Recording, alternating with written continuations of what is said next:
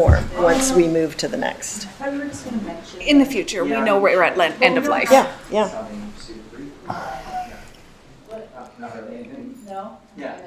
It's $250, not $750. Yes, I noticed that. I looked it up. Okay. Good to go. I have no idea how much it costs everybody. every point to building. I'd be interested to know how much it costs to do touchstones. May I have your attention, please? I repoint mine myself. Oh, If I have little bits of concrete falling off, I just stuff something in. all right. So I'd like to call this meeting to order. This is the Committee of the Whole meeting of Tuesday, March 19th. The mayor, unfortunately, is feeling a little sick, but she is calling in, so it's great that she's able to join us remotely. I'm going to start by doing our land acknowledgement. We'd like to acknowledge that the land on which we gather is the traditional territory of the Ktunaxa, the Syilx, and the Sinaiks people, and is home to the Métis and many diverse Aboriginal people. We honor their connection to the land and rivers and respect the importance of the environment to our strength as a community. I'm assuming there are no late items, and I need a motion to adopt the agenda, please. Councillor Woodward, Councillor Payne. Yes? All in favor? Carried. And I don't think we have previous minutes. So we're going to start off with our workshop session. We've got Chris and Amy here to give us our fourth quarter update and our 2024 budget. Over to you. Okay. Thank you, Council. And we thought we'd do the sort of three parts to today's presentation. We had completed most of the legwork for our audit. So far, we had the auditors come in and spent a couple of weeks here going through things, and they're just sort of wrapping stuff up now. So we have a pretty good indication on a draft perspective where our year is going to end up. So we thought we'd give you a quarter, we'll call it the quarter four update, but it's really our 2023 year-end results, just pre-audit or mid-audit, I suppose. So it's draft format. Then we'll talk a little bit about the feedback that we received from the budget information that we put out, and kind of go through some of those statistics and information and give you a bit of a summary of some of the main points that came back. And then kind of circle back and just take a bit of a recap of where we are on the budget and what the next steps are going forward. Councillor Payne. My slide says March 9th, so was there an update today, or? Yeah, sorry. So a couple of minor edits on the one that we did here. One of them was I know to put today's March 19th, yeah. I get that. One of them was to put want to make sure I have the a right one in front there, and so it's Okay. March 19th, sorry. Good catch. It's a numbers game. Okay. So you should have in your package the slides, but then I also kind of put a little summary of our revenue and expense, in numerical sort of tab format. I'll go through it on the charts here and just kind of point out some of the high level sort of changes or significant areas to talk about. On our revenue side, so this chart you can see in the dark green, that is our 2023 results. In the box that's kind of in behind there was the budget for the year, and then in the light gray was how 2022 year end finished. So you can kind of compare this year to last year and also this year to budget. I think this is the format you probably used to when we do our quarterly updates, but just some of the, two or three things on each one of these that I think is kind of interesting to touch on. So the taxes side of things, of course, that's one where we have some pretty good certainty on where we're going to end up. That was our 5.8% tax increase last year. So that came in very close to budget, of course. The other revenue you can see is quite a bit, sort of two bars over there. You've got sale of services, then other revenue. That one came in quite a bit over budget, or more revenue than budgeted. There's a couple of big items in there. One is both are insurance recoveries. One's on the Civic boiler insurance recovery, and the other one is on our Nelson Hydro T41, the transformer claim for the Mill Street substation. That's in there as well. So you're seeing that one kind of come in a bit higher than than on the budget side. So, Chris, just. Yep. So we track these revenues, so those will go against those capital projects that we're Correct. doing to repair those. Yep. those- Yeah, the budget for Nelson Hydro, when they present to you, was sort of net of that insurance recovery. When we, when the accountants go through things, they like to pull out, you capitalize the full cost of the project and then you have the revenue here. So, it brings it in line with budget. It's just that, that they want to see that shown separately of revenue and capital cost. Next one is kind of going over to that grants conditional. That one also was quite a bit higher than budget, and that is that 4.1 million Growing Communities grant that came in the year.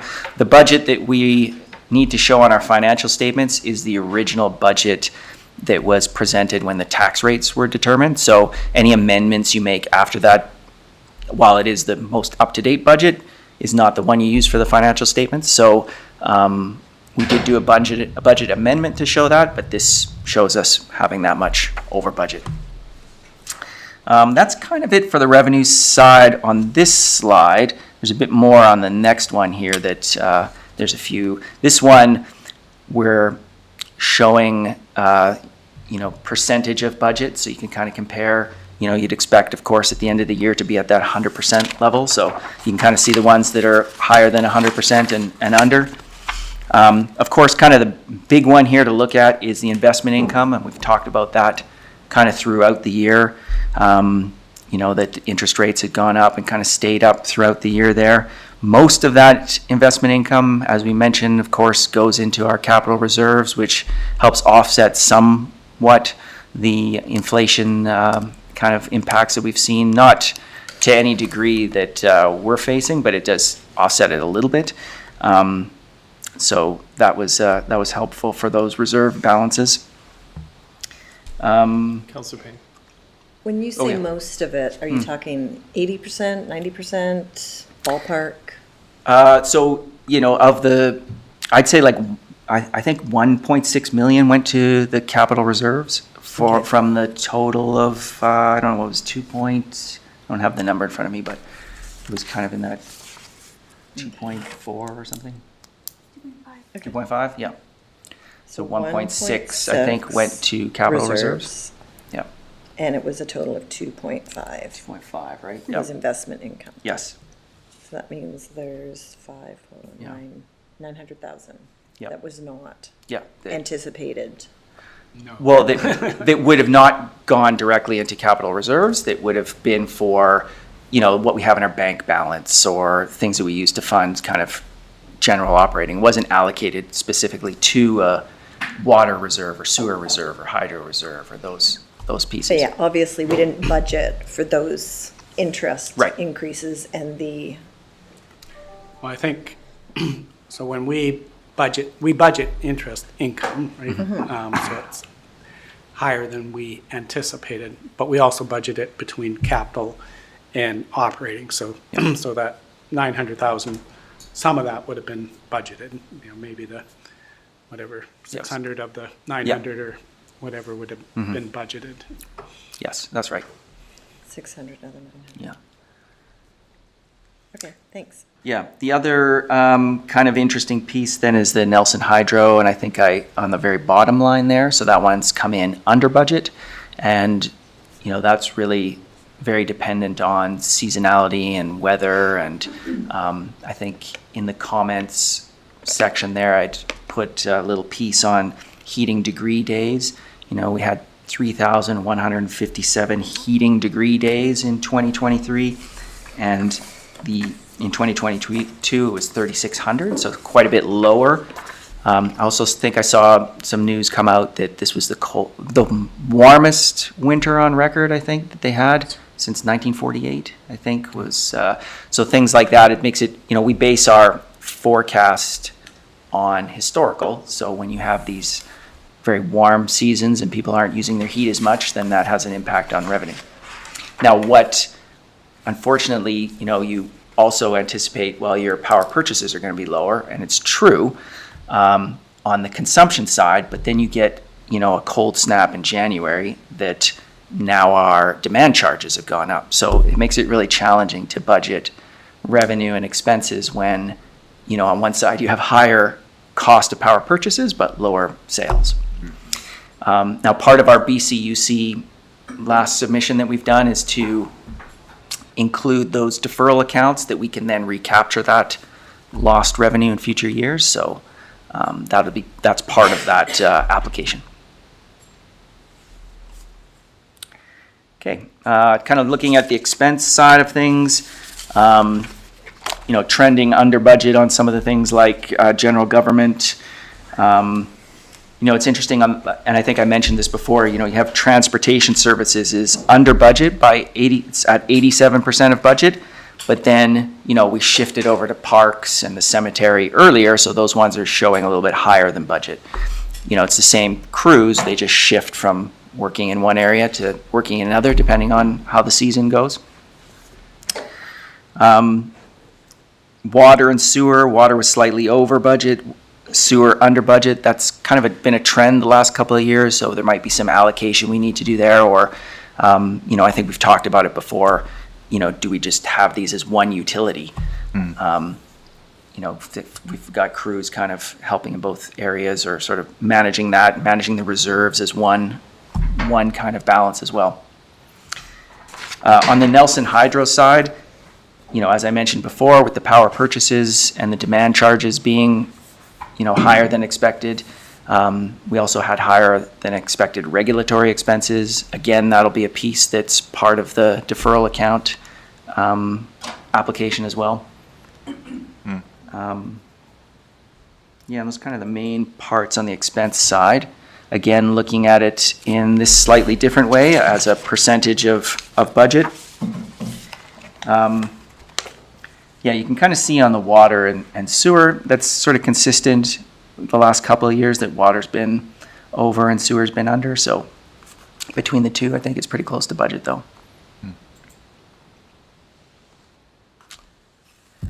One additional one that I added that I think is interesting is just to kind of look at our reserve balances and how they finished the year.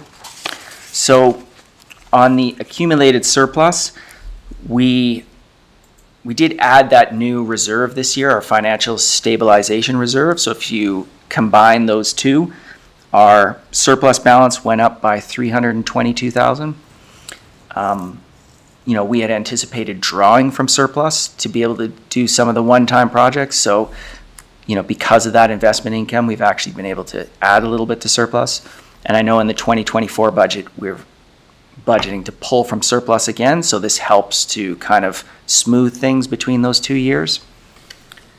Hydro capital reserve was projected to draw down, and that was, again, due to projects like the Mill Street substation that they're working on. Water was pretty flat, and the sewer, we added $2.8 million to capital reserves, which again is, part of this long-term plan of building that reserve up so that, these big projects like the wastewater treatment plant, that we have funds in reserve to be able to do that project. Thank you. Through the chair. So with the sewer capital reserve, we are factoring in price escalation, right? And as we build up to the actual breaking ground on that, which I think is about 5 years from now. Yeah, so our capital plan has an escalation factor for inflation, because that was based on the numbers we got from the wastewater master plan, which was, what was it, early 2023 that came out? Yeah, so Okay. yes, we've kind of projected that into it as well. Okay. And may supplemental? As we build that sewer capital reserve, as we get closer to the breaking the ground, we're going to have to spend money before, like there will be quite a bit of expense before breaking ground, right? With all of the engineering, and I think if I remember correctly, Yeah. that was in the budget where it actually comes down quite a bit as we start doing that, right? Yeah, I can't remember the year that we sort of start that planning piece, but yes, there's some planning components to that. We start to draw on reserves. There will need to be some borrowing, so then that's probably when you see it kind of come back up again, when we do some borrowing and then kind of complete the project. So you do get that sort of, we do pull on reserves as we plan and then kind of borrow like that, right? And okay, that's good. That's Yeah. great. Thank you very much. Councilor Payne. Thank you. If I can just sorry, skip back to the last one, expenses by percentage. So I'm just really interested with the library because they didn't utilize all of the funding that had been budgeted. So in that situation, does that department of the city, do they have the opportunity to, they didn't spend all the money because they hadn't hired the assistant librarian and some staffing things is what I understood from the notes. Do they have the opportunity to shuffle other projects into that funding? Yep. They do. Yeah, So they if have their. They had moved their strategic assessment forward, that $15,000 that they're looking for now, they would have had lots of funding for it. Correct. Yes, they have their Okay. own surplus balance, and we we don't prepare separate official financial statements for them, but we do have financial statements for the library, and they do have their own surplus, and they have to do their own financial reporting through the LGD format. So yeah, they do have their own surplus balance, and we do track that, and they're able So to pull on they that. would know it on a quarterly or monthly basis? Annually, they know what Okay, they so had at. Wouldn't know they had the surplus? Yeah. Okay. Yeah, That's we what I'm did trying to communicate that understand. with them, Okay. because they had a balance at the end of 2022 as well. And then, Okay. I did provide them with a bit of a forecast of where they probably would end up with on 2023, so. Okay. Yeah, they're Okay. aware of what that balance is. Okay, I'll just make sure to talk to the board about it, make sure Yep. they have that. Yep. Understanding to bring some of those projects forward that maybe they've got on the back burner if they run into that situation again. Yeah, no, we've had those conversations about, those one-time projects are a good use of those funds, not to say like, oh, we're gonna hire more staff, and now, you've started to chew up your reserves, and now you don't have that money anymore. But for things like a needs assessment, Yeah, that's the needs assessment. kind of.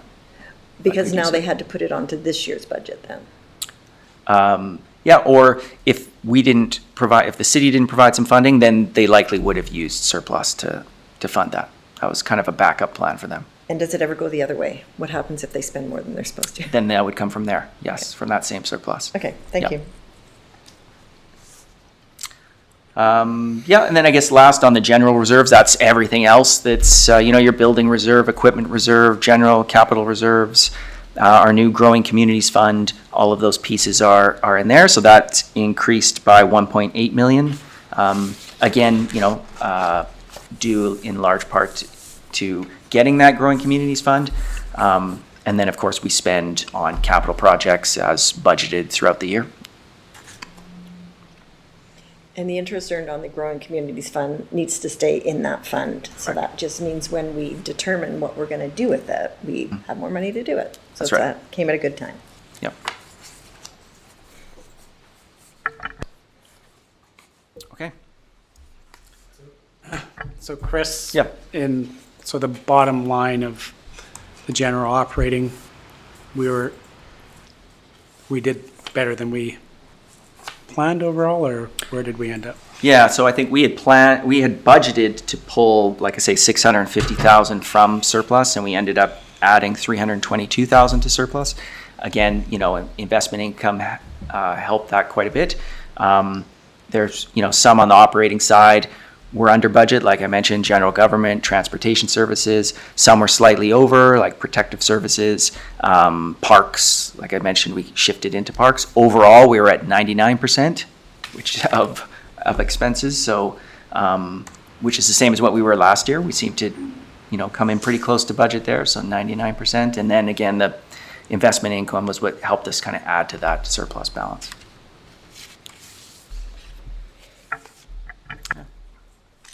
So, this isn't in the slide deck that you have, but there's a new accounting standard that is coming, or that is here for our 2023 year end, and I just thought I could just spend a couple of minutes having Amy tell you a little bit about it, and you'll see it on our financial statements when those are presented after the audit is completed. You'll see a new asset retirement obligation, it's called, but I just thought this might be a good opportunity to just kind of share with you what it is and, why the accountants think this is a good idea.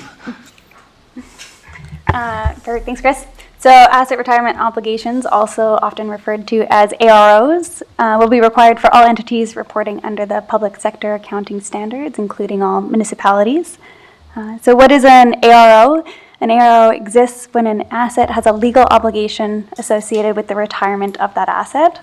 The most common example of this is a building that contains asbestos. So when you renovate or remove that building, there is that legal obligation to appropriately remediate and dispose of asbestos. So in the 2023 financial statements, there will be an increase in our capital assets representing all of these assets with legal obligations, but also an offsetting liability.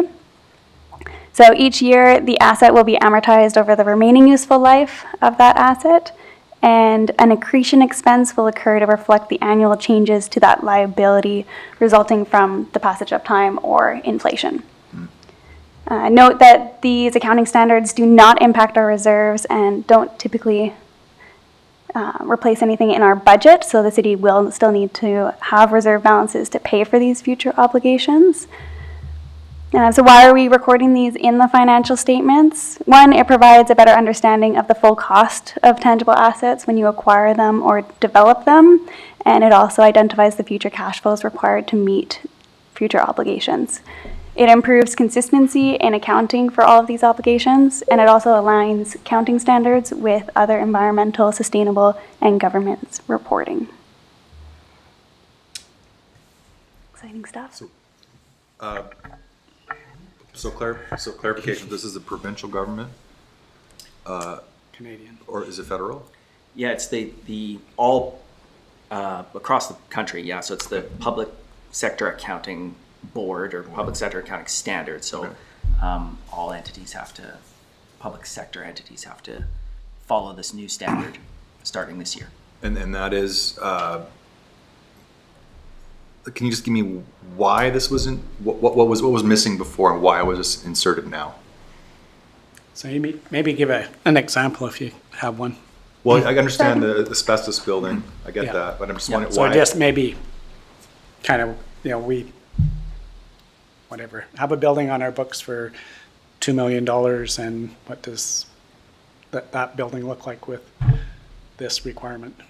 Yeah, so I think it's more just having everyone understand that future liability of remediating and getting rid of that asbestos or. So if we were to purchase a building, we'd have to factor this in if it had, say, asbestos, or we'd have to factor that in Correct. in the purchase. Yeah, which would be a good example, right? So you probably get that building at a discount because you know you Yes. have to deal with this asbestos, right? So, so we know really, or, The full cost of that building Yeah. includes remediating.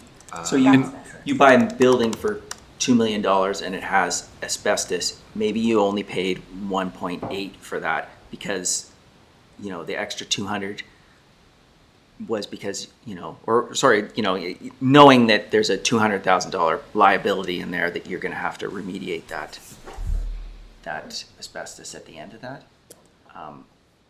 And more germane to this, right now, we have to change our contributions to our building reserves to account for this, don't we? Like, that's going to be. Yeah, I mean, the impact on reserves would be, it's the same financial plan you have. You still, your financial plan's sort of on a cash basis. So you're looking out over 10, 20 years and you're saying, hey, this building, we're going to get rid of that in 20 years.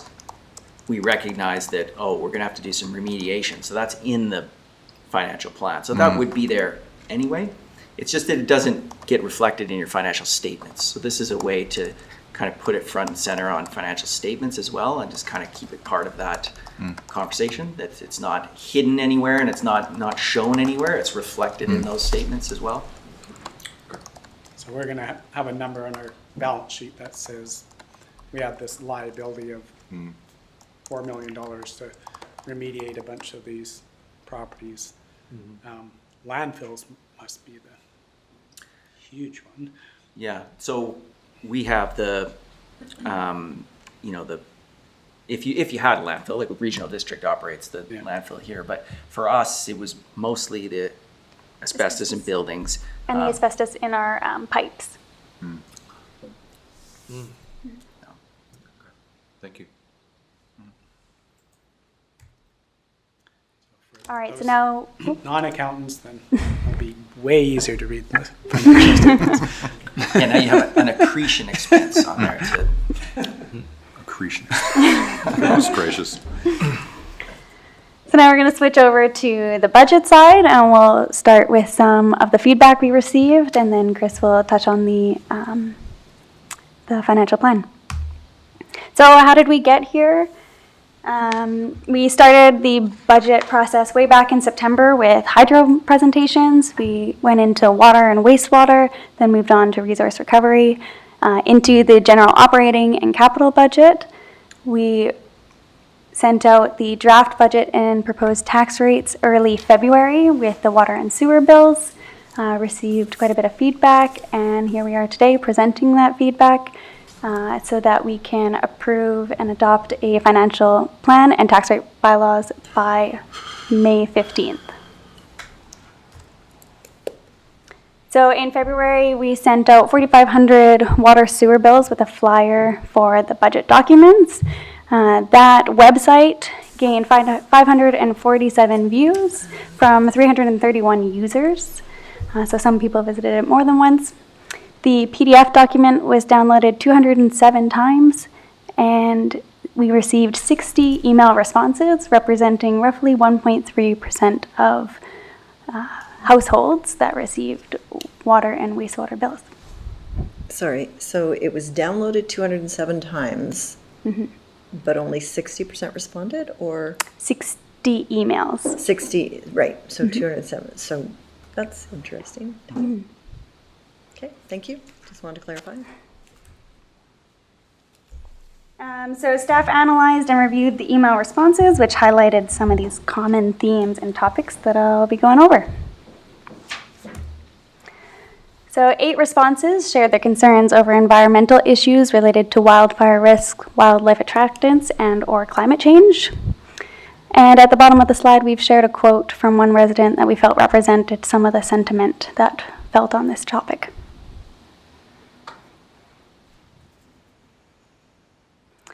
Seven responses mention the allocation of funds to protective services, often comparing to other community social services, and concerns over mental health and opioid crisis. 2 responses also recommended more police presence downtown for the business community. 12 responses expressed support for active transportation, highlighting the environmental and health benefits, as well as the overall affordability of active transportation compared to vehicle transportation. 12 responses advocated for increased attention and resources to address the lack of affordable housing and low vacancy rates within Nelson. Lastly, 14 responses appreciated the opportunity to provide feedback on the budget and acknowledged the hard work that you, Council, put into the budget decisions each year. So some of our main takeaways from this year's budget process, our views and responses far surpassed last year's open house. It was great to see the residents be engaged and excited about budget discussions. We would like to continue improving resident engagement and potentially change how we receive feedback, potentially with a survey style to collect responses. We did find that with an email approach, many of the responses kind of focused on one topic rather than a holistic overall budget view. Lastly, in addition to a survey approach, providing an outlet for questions and answers, as some of the responses were looking for clarity or maybe missed specific items in the budget that they were interested in. Yeah, if I could just expand on that a little bit, just sort of taking what we learned from this experience and thinking how can we do even better next year? Having a bit more of a survey format might be preferable for a couple of reasons, and Amy touched on them, I think. But once you have someone engaged, they might have one particular topic, like maybe it's active transportation that they're sort of passionate about. Maybe they think we should be spending more on active transportation. But now that we have them in a conversation, let's find out how they feel about organics, or how do they feel about protective services, or some of these other things too, rather than, it tends to be something that they think that we should spend more on, but maybe there's some other areas too we could find out, that they think we're spending the appropriate amount, or they have support for, or kind of keep it more of a well-rounded response and not sort of focused on one topic for each person. And then also, as Amy suggested, just having that avenue for people to be able to just ask us a question, sort of like ask us anything, here's an email, and we'll try our best to respond. And not have that be the survey itself, but just a second portal, I guess, that people could use, answer the survey, or if you just have a question on the budget, shoot us a message. There were 60 responses. I think between the two of us, we could probably handle that many, so. Those are some of the thoughts that we had on that. Makes it easier to analyze too if it's a bit more of a survey than a free-form email. To be able to pick out statistics is tougher than if it's actually a survey that can measure metrics a little bit easier. I just have a question. I'm just looking for feedback for my understanding, but Councillor Tate and myself attended the RDCK budget similar scenario feedback session, I think it was called, for Nelson and Area E and F. And there were 30, 40 people there. I'm really interested. And then the next night they went to Creston where there were 300 people.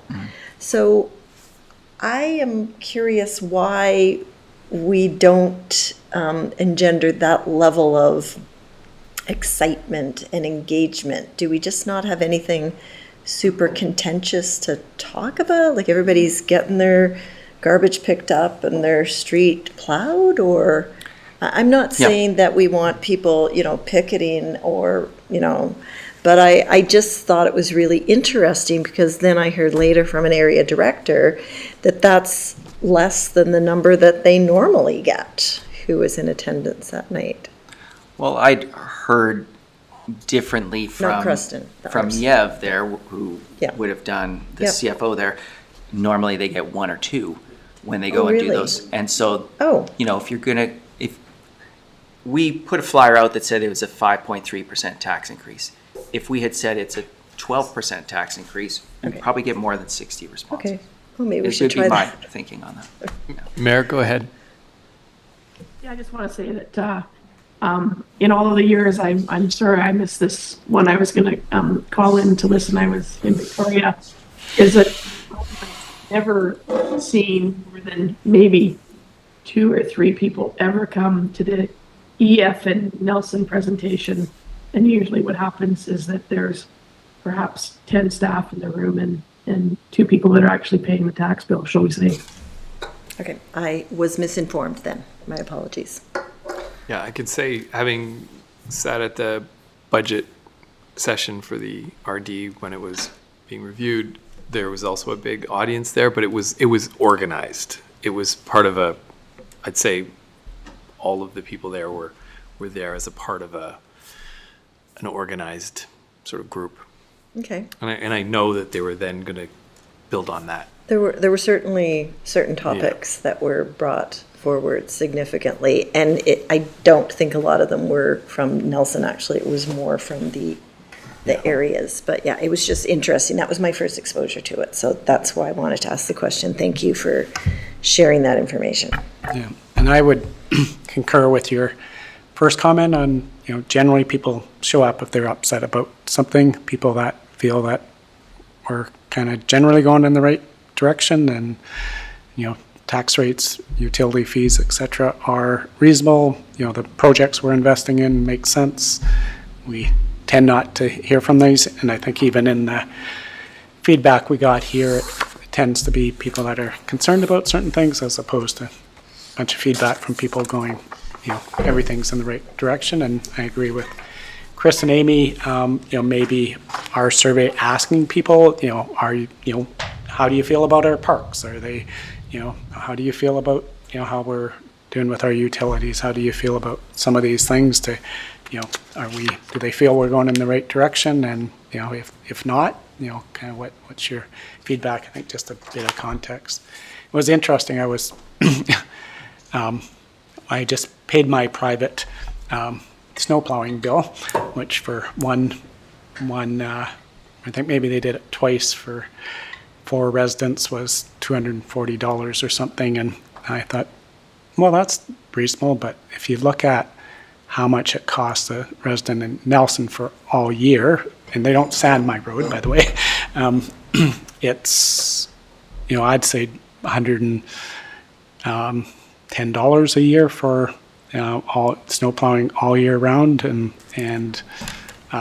sanding your roads and dealing with ice and all, the treatment, or what do we call that, the brine that we're putting on there. So all of that is, I pay that in sort of one little plow on my road. So it's, we don't really, I don't think, do necessarily a great job of contexting things of, because fire is another good example. When you look at what you would pay in additional insurance if you didn't have fire protection, and not only is that for you as a private resident, it also means we're protecting our heritage assets, like all of Baker Street, the museum, all those things. So the premium, or the amount you pay for fire, your insurance would be higher, let alone getting the coverage and the benefit of having a professional fire department. So I think more education, more context might really help people kind of understand that. And like overall, the additional taxation, which, we always say a percentage, but what does that mean in dollars and cents? And, it's a fairly small amount per household when you look at it, right? Can't remember what the dollar is per month over the year, but it's not a heck of a lot. It's amazing what we do with that extra $9 a household or whatever it is, right? We've got a future slide on that one. Yeah, I was gonna say, Oh, okay. that's coming Yep, up. we'll get to that. Don't spoil part, it. Yeah. All right, Councilor Can I Payne. add one more thing? Head and shoulders above what we've done that I've seen in the past. So thank you very much. I did drop in and mention that when I first saw it. Very exciting. The charts, the information, the little infographics. Wow. One of the pieces of feedback that I did receive was the fact that it was mailed out it to residents. So homeowners felt a little exclusionary to some people that I heard of, and I know it was on Instagram and Facebook and all of those other things. And timing is often everything, but the article about the survey got in the paper the day before it was closed, and I know that you probably took things in after that anyways, but I think it's just something awesome to build on. And if there's another way that, maybe hydro bills are a way that you don't just have to own the property to get it. You just have to live there. I don't know. Yeah, we talked a little bit this afternoon about doing it earlier too. Yep. Earlier in the process, you saw that whole timeline, like we could shift it this way. And like, what is the cost of just doing it as a one-off, not necessarily incorporating it and stuffing it with another bill, but just like we do with the garbage schedule that we put out. And it's probably a nominal cost, and we just make sure that every household and business gets one. And might be a better approach. So That was the only comment that I heard back, was the fact that it wasn't directed to certain people who often, as renters, don't feel as included as homeowners, even though through their rent they are paying property taxes. So feel that they should have a voice. Yeah, no, that's a good point. Thank you. And I did schedule something with the Chamber of Commerce as well to go to their next board meeting and just talk about the budget and answer questions there as well. So that'll take place. All right, so bit of a recap here on where we left off, and a couple of kind of, as the month has gone by since we looked at this last, Just made a few changes here, and I thought I'd just update you on that. We talked about the library need, as far as the use of surplus piece. So we talked about a library and, youth center needs assessment component. So providing some funding for that. I think it's and Sarah might have some thoughts on this. She was away when we kind of had that discussion on bringing the youth center into the conversation, but it may be a challenge to put together something that incorporates both entities in one project. Maybe it's sort of a staged piece where the library can do theirs and then youth center can kind of follow up with that, just based on the work plan that they have for the year. So, yeah.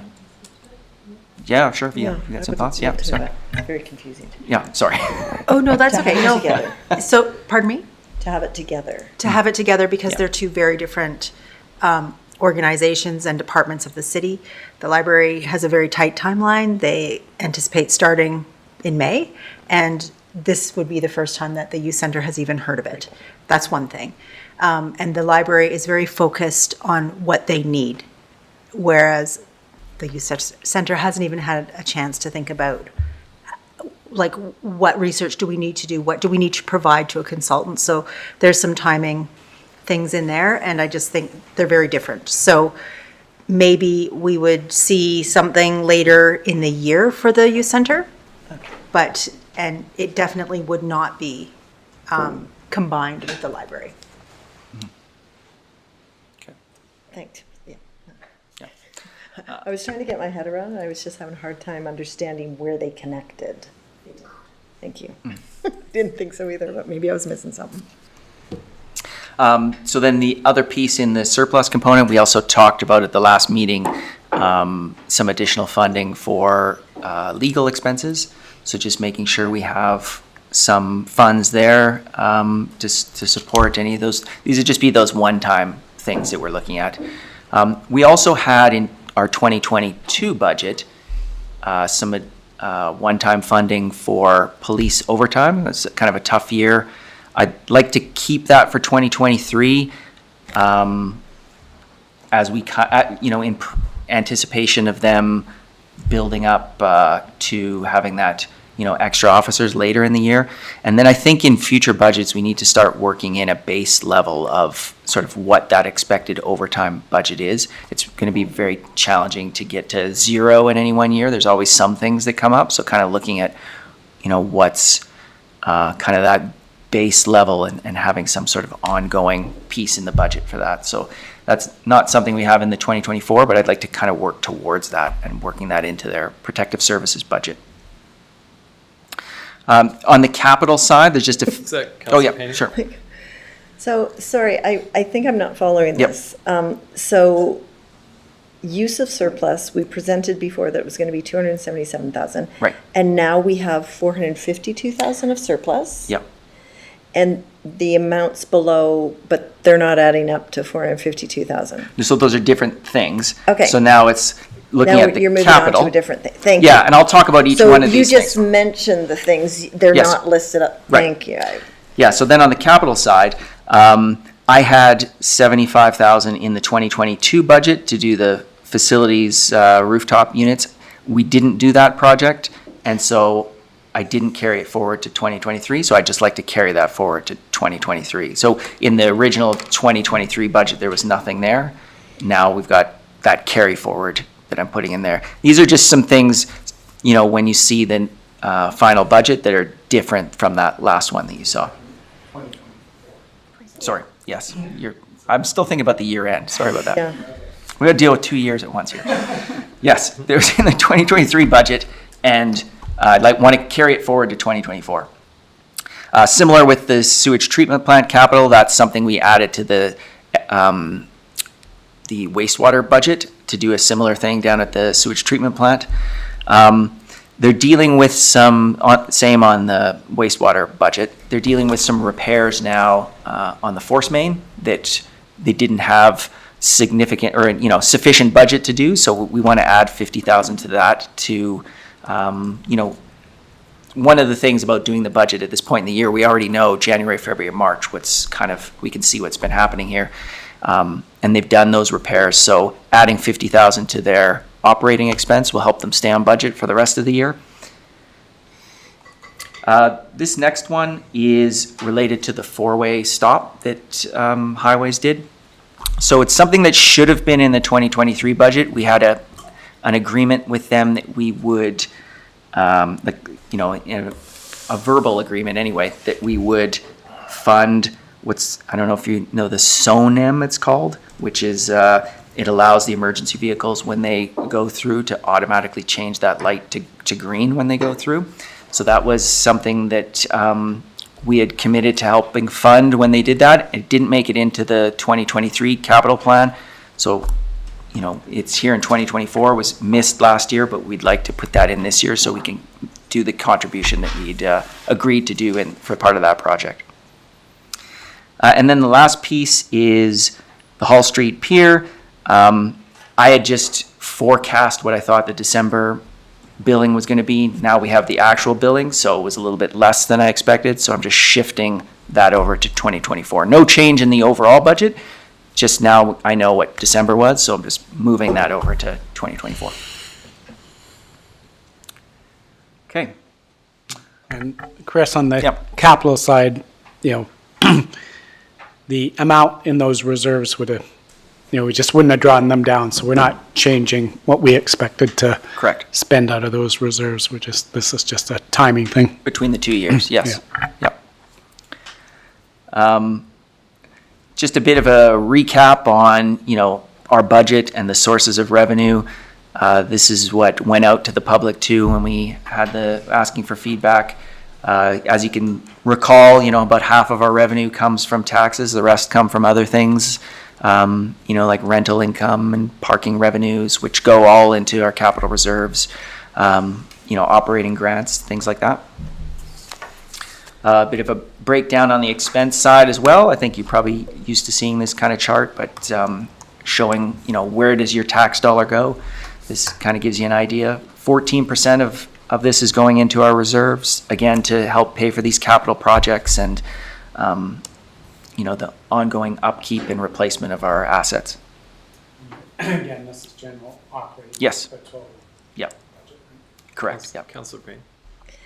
I'm still really curious, and maybe someone can give me the historical perspective on why parks, recreation, and culture are in one bucket. Where does that come from? Because to me, they are different. Yeah. I don't know how to say that. What is? Yeah, there's some standard, general government, protective services, standard financial So every reporting. municipality Yeah. in the, Right. okay. Yeah, and we try to break it out a little bit on the detailed one that I think we worked on it a bit Yeah, last year too, yeah. right? To try and give you a bit more detail, but still not stray too far from that, so that when you get your final financial reporting, you're not thinking that this is something you haven't seen before. It's kind of stays within that. So if I were a resident and I got this and I wanted to fill out the form, I could ask you what that was, like what percentage culture was of that section? Yeah, no, for sure. That's, Okay. I think we did provide a bit more of it. I think we provided this detailed budget when we went out to the public, but those are the kind of questions that we would, Yeah, be awesome. there to respond to, for sure. And, yeah, I think it's interesting when presented with all that information, because we've seen it a number of different times, and I still have, questions and thoughts around it. So as a member of the public, it might be trickier to tell, but, yeah, and it's significantly weighted, from what I can see in those numbers, towards parks and recreation. Culture is a much smaller percentage, and I wondered if it was because it was the size of the percentage, but with the library at 3 and, human resources at 2, it obviously isn't because it's a smaller number. It's just the way, you're saying it's provincially mandated. Okay. Yeah. That makes it Yeah. more sense to me. Still, it doesn't make sense, but at least I understand the reasons, if Yeah. that's a better way to say it. No, there's some that are, and kind of categorized like that, and some of the wording is a little bit interesting when we get into, I don't know, what was cemetery again? It's Yeah, that's the Yeah, other one that's pretty right. funny to me. public health and welfare, yes, things like that, right? So, Post. okay. Just a recap of some of the highlights of the budget. I tried to put them into different different categories, what are the main components of the 2024 budget, some of those bigger pieces. Protective services is, of course, a large component of this year's budget with the asks from the Nelson Police Department, the 2 additional officers, the Community Safety Officer Program. We're investing more to ensure we have funds for fire equipment replacement, fire smart activity that is 100% grant funded, but our fire department is very active in getting those CRI grants and kind of looking to that thing, and also some focus on the fire hall replacement planning as well in 2024. Councilor Page. Your hand go? Yeah, on the fire hall replacement part, do we have monies in the budget for some additional public consultation during part of that? Because I know there's the component of operationalized planning, well, what do we need for the future, but there's also the heritage component and the value the community holds, social value for that facility. So I wonder if we need to do a bit more spending on asking the public what they would like to see happen should we operationally make choices to do something else with that building. I don't think we specifically budgeted for that, but we obviously budgeted for design in that part of it, so we'd have to look at that. It's probably not a this year project. We're just trying to find at this stage where we could build a new fire hall, so probably not urgent for 2024, but good heads up for 25. Yeah, and I could be wrong in my thinking, but almost thinking those are 2 different things. Like one is, what's your budget and plan for and location for a new fire hall, and then it's, what does the community think of what happens with the existing fire hall, if that's not the location, right? Yeah, I think they are separate things, but I think they might find linkages if planning inside of that is, we'll dispose of this particular asset and that'll fund, if that's part of our planning we're doing now, then Yeah, fair we enough. should keep the door open that we might ask the public, they might want us to do something else with it. Or not. They might think that's a great plan, but I think on this building, we're gonna have to ask a little closer to the public what their thoughts are before they find out news. Yep. Okay, awesome, thank you. Councilor Payne. I just have one comment. I don't remember seeing this fire hall repointing on the budget before, and that may just be because I don't remember seeing it. The replacement, you mean? The repointing. Was there a repoint? Isn't that, page am are I you reading looking at? that correctly? It's on February, this one from February 1st. Okay. So yeah, I just don't remember it. But now that I'm more involved with the Heritage Working Group, I know that there's granting for that type of work. So I'm assuming they'll go out and find that granting when the time comes. Yeah, so 2025, you mean? Yeah. Yeah, okay, yeah. Yeah, I mean, that's something that, I think was originally in an earlier budget, and we sort of pushed that out Okay. because, again, we're kind of have this conversation about what's happening with the fire hall. So for now, we've just kind of put that out a year, but yeah, it's still valid, though, depending on what happens, that's still work that needs to be Heritage done. Legacy Fund or something? Yeah, I'm it sure. could be. I think we did get some grants to do the Touchstones building here, or the museum, right? So, It's interesting. I haven't looked at the Heritage Conference schedule lately that's here from May 1st to 3rd. I know they're out at a number of our key buildings, but I don't know if they've scheduled the Fire Hall Inn, which in my opinion is just one of the highlights. If you haven't been for a tour there yet, you got to go. I'll bring it up. okay, so just some of the highlights on the recreation and culture. We did provide that 6% increase for the cultural sector groups. The Civic Center is a big project this year, of course, and primarily the focus on the roof. Finishing up that Hall Street Pier, which, hopefully will be completed by mid or late spring here, and Parks Master Plan, which is a 2-year plan, but the first component will be focused on the cemetery.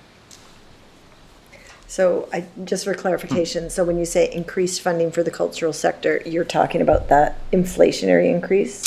Yeah, or the 6%, I think, is what we landed on. There was that first iteration of that was the 3%, and I think council said, well, let's double that. So we went to the 6%. I didn't add it up. I was just trying to remember what that was in total, because I'm still hopeful with all the surplus and the additional investment income that we have, if there's not a way to meet the requests from both the museum and the Capitol to bring them up to the inflationary misses that they've had over the last number of years. Yeah, so I wouldn't recommend using surplus to do that type of thing because, again, that's an ongoing piece. It's not like we would give it to them 1 year and then take it back another year. It would be an ongoing commitment. Yeah, to get them up to the level yeah. that they would have been up if we'd done the inflationary increases. Yeah, and then, you need tax increases to maintain that going forward, right? There was a period where they were held, steady for 2 or 3 years. We did give them an inflationary increase last year, 6% increase this year. So I think there's sort of that ongoing now, at least, that we're adding to that each year. I can't speak to, how to catch up, but where the increases are at or above inflation this year, Yep. Well, I don't know, maybe the city manager can speak to that, because when the city first started giving that money, was it back in 2010, it was $55,000, and when you look at that in today's dollars, it's significantly more than they're getting even with that increase. So that's what I'm trying to understand, how we would expect them to maintain the level of service that Yeah, I expect. and I think Chris and Amy presented a budget of, we have to look at sort of the total investment that, the city's made in any of those services or organizations. There's the capital side, there's the operating side, there's tax exemption side. So I think looking at that sort of larger part of it, all I can say is, generally councils in the past have provided, inflationary increases. Sometimes, those organizations didn't come and ask for larger amount or increases. And sometimes there was definitely a few years where council capped it. So it's been a little bit of everything. But I would say over the time I've been here, generally there's been, inflationary increases as the sort of general rule, as opposed to, say, there's way less years that was held at the current amount, sometime then also, but I'd have to look back at the sort of what that looked like. We had de-inflation a couple of years as well, right? So, we've kind of done this sort of thing as well, so. Yeah, one of the things I'm hopeful for is with that $25,000 capital contribution this year to the Capitol Theatre, that they can leverage that with the grant funds they've received to bring down some of the utility and operating costs that they have by making that building more energy efficient. So that could help them save money from utilities and things Thereby like that. improving a city asset, which has to be a benefit, doesn't it? Well, Yeah. That they pay Only the if the- utilities there, but yeah. I would say only if the city intended a different use for it, right? Right now, it's city-owned, utilized by that organization for those purposes, which benefit our community. But it's not like they're fixing a building, we're gonna sell it tomorrow for more than, I get that. Yep. than we paid for it. So I think. But I know asset management is one of our big focuses, so I think that's important to recognize. Oh, that. it's, especially Stephanie can, kind of make those investments go so far and we've seen that in Touchstones and other facilities as well. So we're very grateful for the way that that these organizations, can take those core amounts that we provide and turn them into much bigger investments in those buildings. It's, as we get one roof here that's, millions and millions of dollars. So, and we have a lot of older buildings, so anything that our partner organizations can do to, to kind of support that is very much needed and appreciated. So. Thank you. Another highlight is, looking at the technology and customer service side. I think customer service was something was mentioned in one or two of the comments as well on the budget piece. But, Next Gen 911 is a huge project for us, for police, for fire, for IT in 2024. Also, cybersecurity is going to be a focal point, and bringing out a mobile pay parking application as well this year. Community livability and sustainability is sort of looking for some of the topics kind of in there is, updating the OCP, housing needs assessment, we're making that annual contribution now to a housing reserve fund, affordable housing reserve fund, developing a city accessibility plan, and of course, continuing on our journey down the organics diversion program. Transportation improvements. We've got the BC Transit Exchange that's going to be coming this summer. Working on the Lakeside Drive pathway. Increasing our investment in roads, sidewalks, and cycling, and looking to maximize what those parking assets is that we have, whether it's down by the airport or the parkade, and seeing how we can get the utilization of those up higher and provide those opportunities for people who work downtown to be able to park all day as well. And just in general, looking at our assets and ensuring they're future ready. We're increasing our investment in capital reserves, so it's 13% increase in what we're putting into capital reserves in 2024. We're working on the water side, the finished water storage, which is that last phase in our water master plan. We're in year 2 now of the liquid waste management plan, and Hydro is looking to complete the Mill Street substation upgrades this year as well. Brief recap, I think we're all familiar with this, just that idea of, what's the tax impact on your typical home, and, BC assessment comes out, and, if you have that higher than BC assessment increase, then you'll see a higher than 5.3% increase. If you're lower than that, then you'll see lower than that increase. That just helps kind of allocate where that budget increase is being funded from. Councilor Woodward. Thank you. Point of clarification, are we still hovering around 1% tax increases, about $90,000 to $100,000 raised? Is that still? Yeah, it's just applicable? over 100,000, I think now, right? 107,000. 107,000 for a 1% tax Yep. increase? Okay, thank you very much. Yeah. So here's what assessments did in 2024. So the residential in Nelson was down slightly, about 1.4%, and the commercial up at 6.62%. So that kind of gives you that history over time. If you invested $100,000 in real estate in 2013, there's where you'd be in 2024.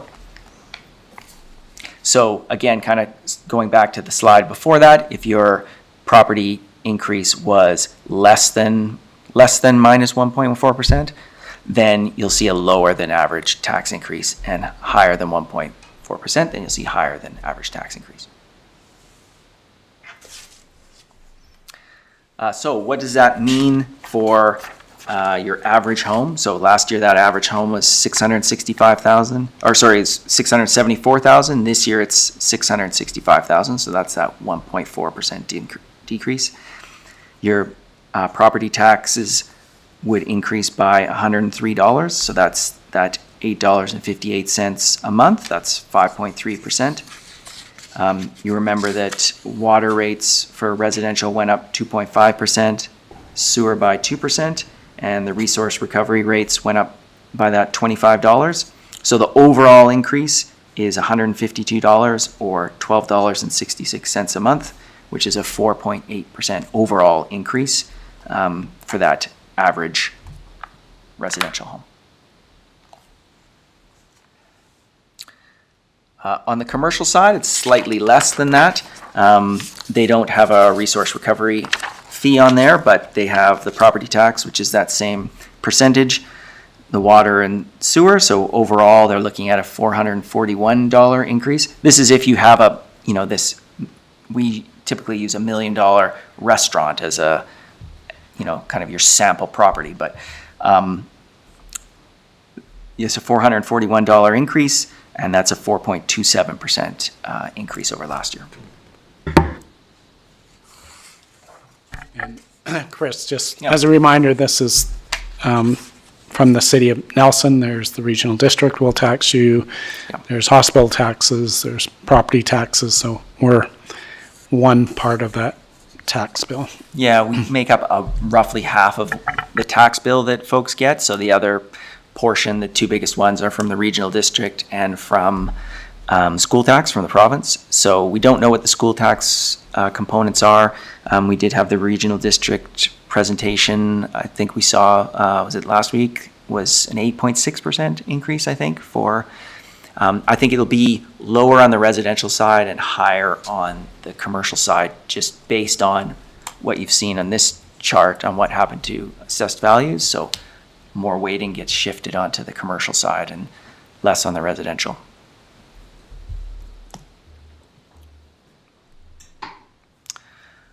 So where are we now is, to come back to council with to do first 3 readings of a 5-year financial plan and tax rate bylaw. Those have to be adopted by May 15th. So we have a couple of council meetings left to do that. If we did the April and the May, we wouldn't need to do any special meetings or anything like that, which is great. And then we'll have a budget for 2024. Councilor. Thank you. Inflationary pressures now, are they evening out? Because they were, there was an incredible spike there sort of during and after COVID, or where are they at now? Mm-hmm. Yeah, so I think the February numbers came out, was it 2.8% or something? I think it dropped a little bit, inflation, which is great.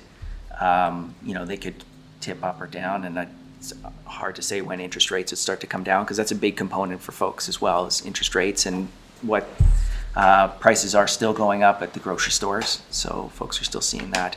The biggest thing for us was in the capital side of things and those capital projects, and I think we've addressed that with putting more funds into our capital reserves. It's a bit of a catch-up. We lagged behind perhaps the last couple of years. I think post-COVID, construction prices are up 51%. Mm-hmm. So just making sure we can catch up in our reserve funding as well to be able to still deliver these projects that we have to deliver, replacing our roads and our water and our sewer and that sort of thing. So sorry, point of clarification. Mm-hmm. So the cost of living inflationary rates are stabilizing, but within that, food costs are still accelerating. Is that correct? Yeah, I mean, they're still increasing, but at a slower pace. Slower pace, okay. Yes. And 2.8%, it's getting within the target now of what the Bank of Canada looks for inflation. So we're getting back to what would be normal. The normal, you mean sort of pre-COVID? Exactly. Okay. Yeah. Normal inflation, not normal prices. Right. Yes. Unless we see deflation, then we wouldn't get back to that. But normal inflation, correct? Normal inflation. Yeah. Okay. But that said, I think, like I mentioned, on the capital side, bit of a catch up to try and make sure we've got money in reserves to make up for that 51% increase in cost that we had over the last 3 years. So. Okay. Thank you. Yeah. Okay. All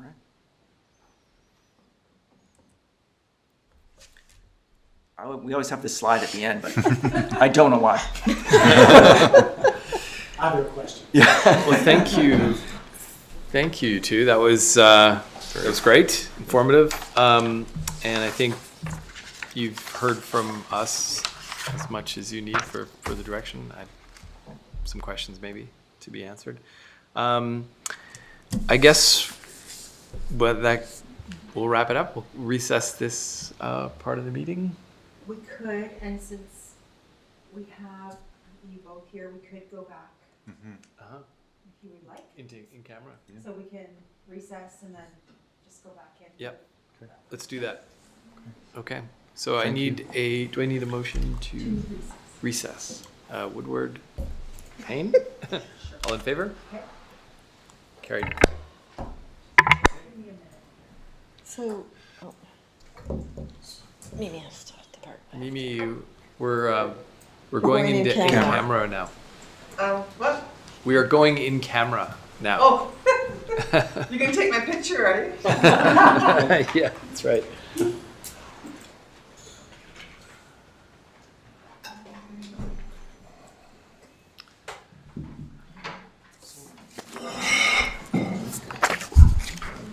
I'm not sure. This is my first time doing, like I've done tour, I pray for child. but I've never done this. Just after she. I've never done like this. Wait. Is that it? No. No, it's not kitty.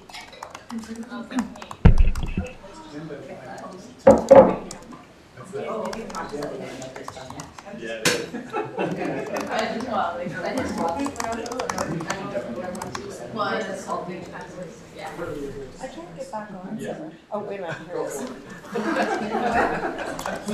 I logged in to get the update because I wasn't updated and I couldn't get back. Do you guys find Not the yet, but agenda I'm closer. app finicky? Yeah, it's poorly built.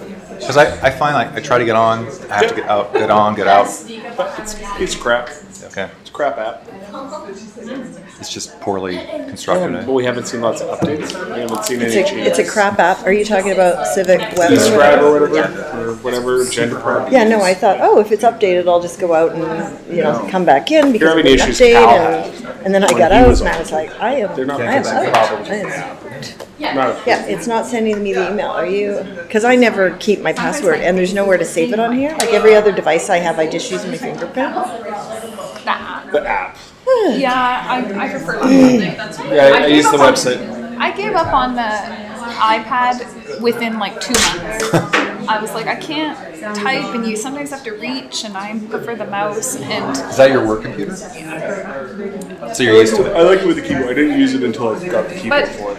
but I alt tab around Yeah. a lot Yeah. to navigate. So I'm not. But Kate, can you get to the closed meetings? I didn't think I could. Okay. Welcome, everyone. I am Councillor Rick Lochtenberg, sitting in for Mayor Morrison, who's got a cold, so she's joining us remotely today. We have, first I need a motion to reconvene. Councillor Woodward, Councillor Payne, all in favor? All in favor? Thank you, carried. And we're going to start the evening with a cultural presentation. Nelson's Studio 88, situated in the heart of Nelson, is a vibrant hub of artistic expression under the guidance of Ellie Hedges, one of its esteemed teachers. With a rich background in musical education, including certifications from the Toronto Royal Conservatory, and as an MYC instructor, Ellie brings over 2 decades of experience to her teaching. At Nelson Studio 88, Ellie employs a diverse range of teaching approaches, drawing from the institutions like Conservatory Canada and the Toronto Royal Conservatory, to offer instruction in contemporary and jazz piano, composition, improvisation, and theory. The studio, housed in the Historic Legion building since 2022, serves as a welcoming space for students of all ages to explore their creative passions. Now, we have a presentation from Ellie from Studio 88, so I'd like you to welcome you up. Yeah, sure. And I think what we'll do, because we want to get you on the mic, is probably stand over here.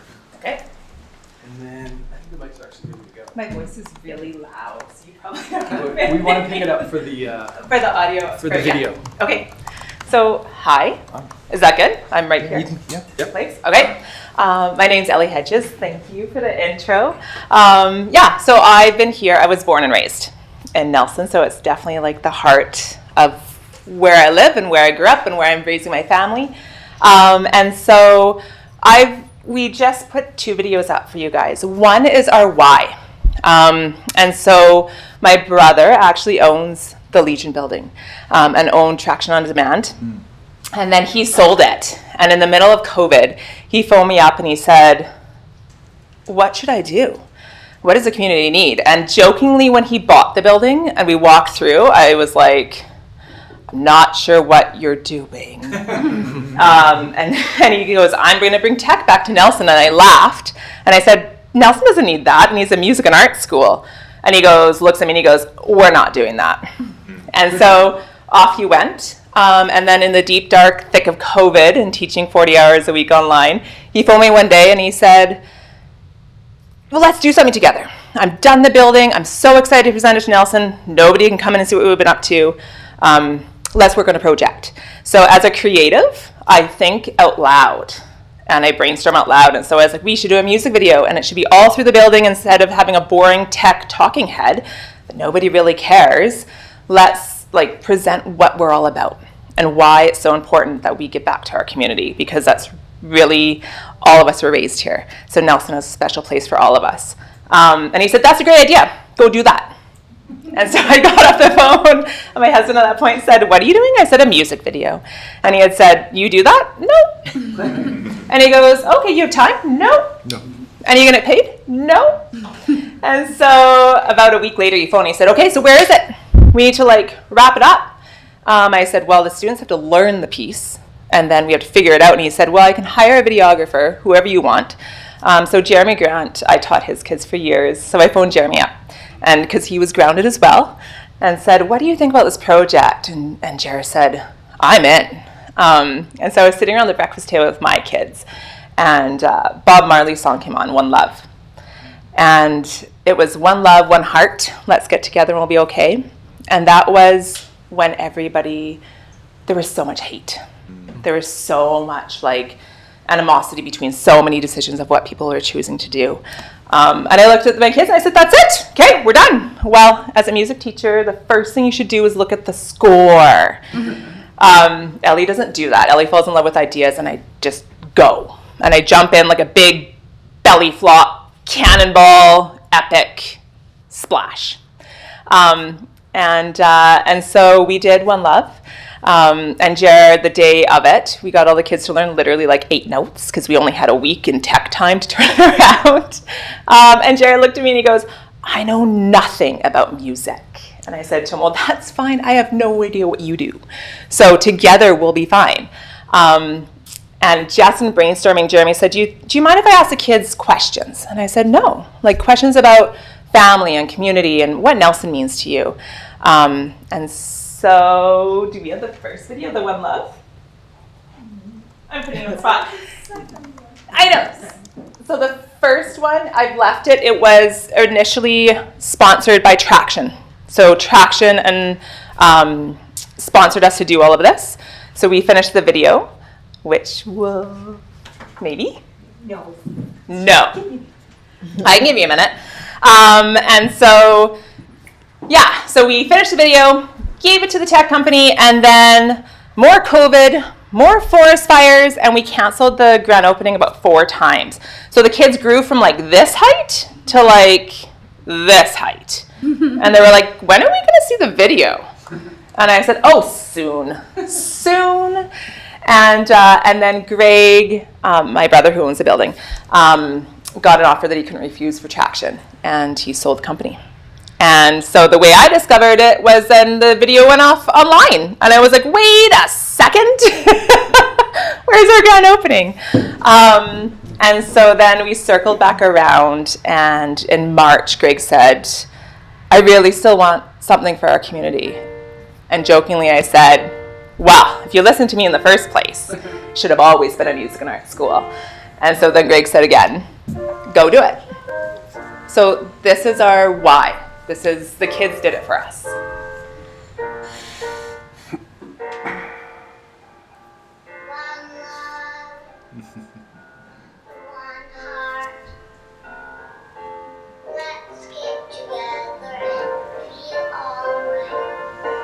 Is this down in the Legion? We wanted to show the community what we like they did for that too. Community means a group of people that work together. For me, community is having a lot of friends, a bunch of people who like support each other and build stuff together. people sharing their dreams. Everyone that you care about in your life. Like putting other people first. Well, where my family is, I guess.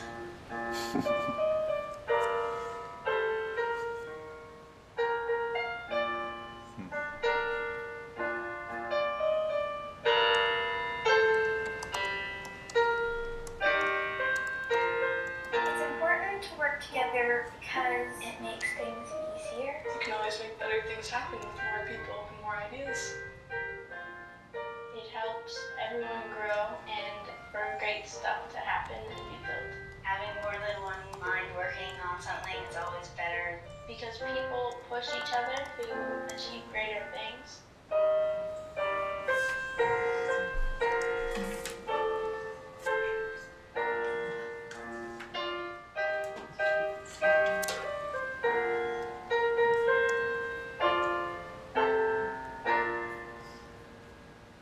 For me, I think community means that, like, where you live and where your home is. So when I decided, I didn't quite decide. Because my dream was big. I spent 20 years teaching privately, and so I really had time to think, if I could create something, what would I create? And so when that brother said, we should do this, my dream was already so big. So I cannonballed and face planted in all sorts of ways. But now our community, I have 12 teachers with us. And so we're way more than piano. And like they say, they're like, Ellie still is piano. We now cover from improv to musical theater to writing, art, guitar, ukulele, voice. I'm always forgetting somebody, but they're there. But we're really trying to support what the community needs and also not develop in a way that we already have something here. So I'm being very intentional with how we develop and how we complement what we already have. And going at it slowly but quickly all at the same time. So we just had an open house, and you guys asked us to present some kind of showcase what the students have been up to. We're just launching a seniors in learning program.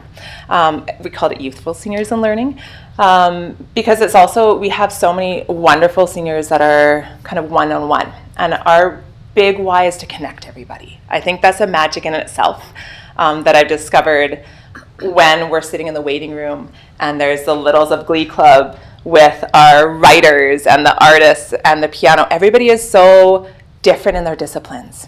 And the studio draws in, it kind of creates a space for so many different people that all come together at once. And that's been my favorite part of it, actually. So these guys were our photography students. So everything on here is what they just finished. And the background is our music production students. So they actually did all the background music for it. This one's short.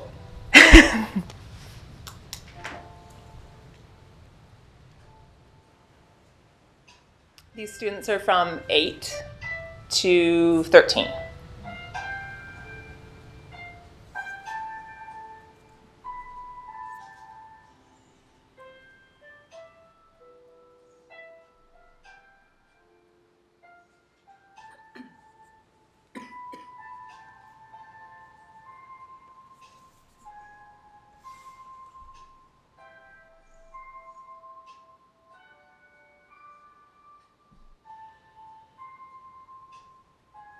One of our big things with it, when I was asked mission, vision, values, which I discovered becoming incorporated in all the business things, was the main thing was I want to be like Cheers, so everybody comes home and knows your name.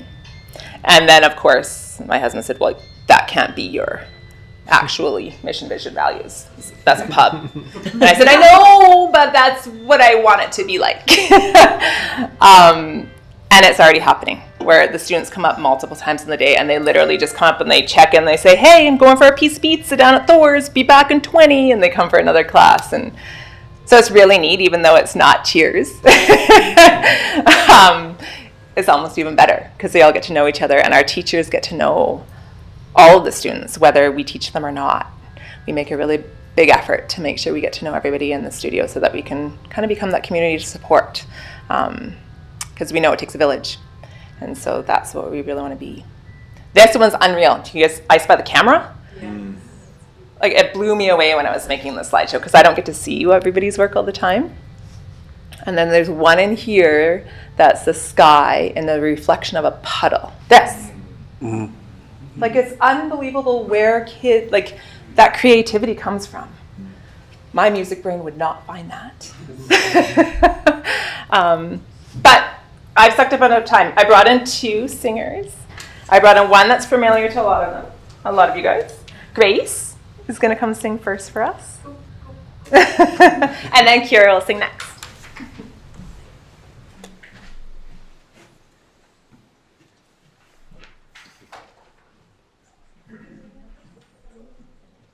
Do you want music? You can do it a cappella. Wait, if you go to the Grace, go closer to the mic. Amongst friends, Grace. Amongst friends.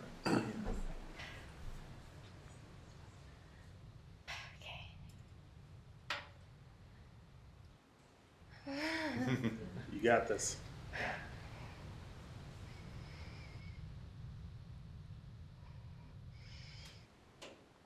Okay, hold on.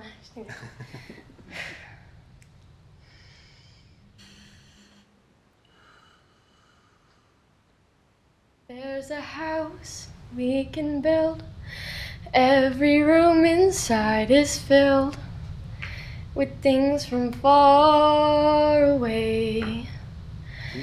Special things I compile, each one there to make you smile on a rainy day. They can say it all sounds crazy. They can say we've lost our minds. I don't care if they call us crazy. Run away to a world that we design. 'Cause every night I lie in bed, the brightest colors fill my head. A million dreams are keeping me awake. I think of what the world could be, a vision of the one I see.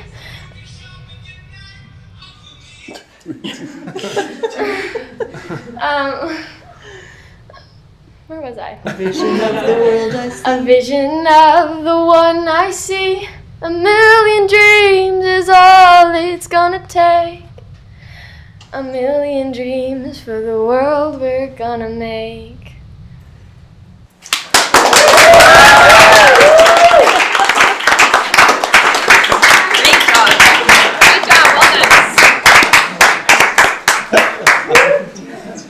That's impressive. We hide behind pianos. Yes. Yeah, so, yeah. Go from here. Yeah, hi, my name is Kira. Hi, Kira. I was just hoping if I could get the music in Yeah. the background. You know, It's if you just a bit of piano. if we put it into the mic, is that My phone? yeah, music? Sure, yeah. I just have it. And you can Super good training for voice students.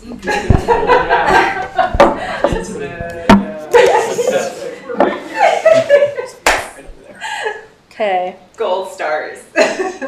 So I'm going to be singing an Italian opera piece called Nel cor che non mi sento by Giovanni Paisiello.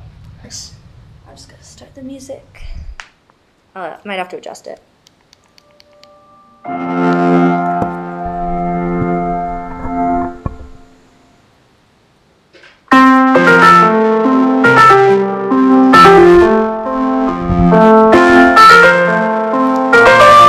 Is there any way that I can do that? Or just Just pull it a away. little bit farther away.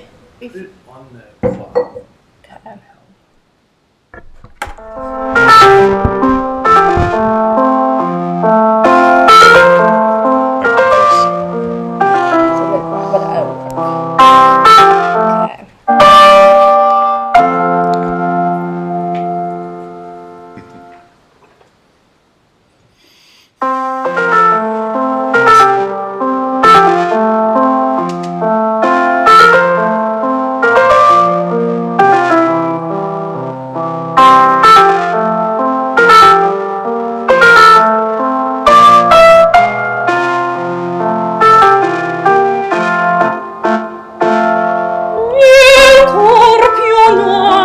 siento brillar la convención,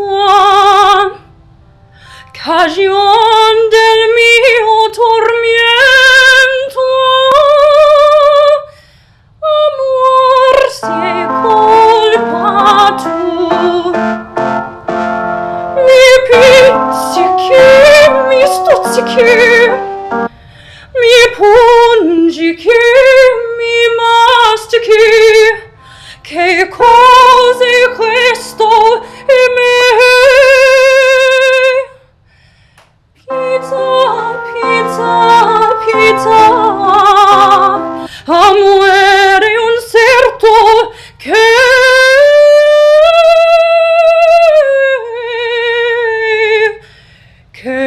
devi sperar mi fa. Mi pizzichi, mi stuzzichi, mi pungichi, mi mastichi, che cos'è questo in me? Pizza, pizza, pizza, amore un certo che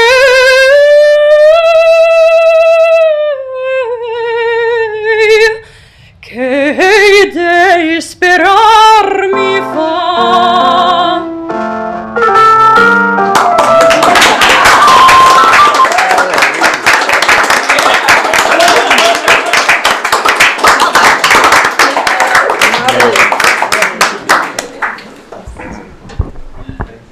Thank you guys. That's Great. Wow. Thank you for having us. Amazing. And come visit. Okay. Thank you. Thank you so much. Thank you. Thank you so Thanks, guys. much. It's Do you beautiful. want to leave those? Did you have flyers for us? I can leave them for you. Yes, thank you. Thank you. Thanks, you guys. Wow. Thanks, Ellie. Wow. Hi, Ellie. Bye, you guys. Ooh, fantasy felting. Yay. Thank you.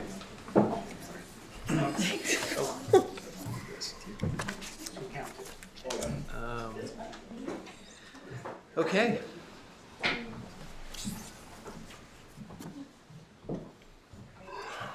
So we're going to move into our public participation. Now I'm going to read sort of the guidelines for public participation, and then we'll get started. So City Council welcomes comments from the public on issues it's dealing with or other issues of interest to the public. Before speaking, please state your name and area of residence, the city or the RDCK. Comments from the public will be limited to a maximum of 3 minutes. And this is not a forum for complaints, which are dealt with by staff through established complaint procedures. Council will not make any decisions at this meeting about the matter you raise, but we may refer the matter to staff for follow-up. Speakers must address topics that relate to matters for which a public hearing must not address topics that relate to matters for which a public hearing must be held prior to council's consideration of the matter or adoption of the bylaw. Speakers shall address all comments through the mayor or presiding member. And please avoid clapping or displaying any emotional responses, as such actions will not be permitted. Maintaining a composed demeanor ensures that all opinions can be heard in a setting that is as unbiased as possible. So with that, is there anybody who would like to come forward for this public participation?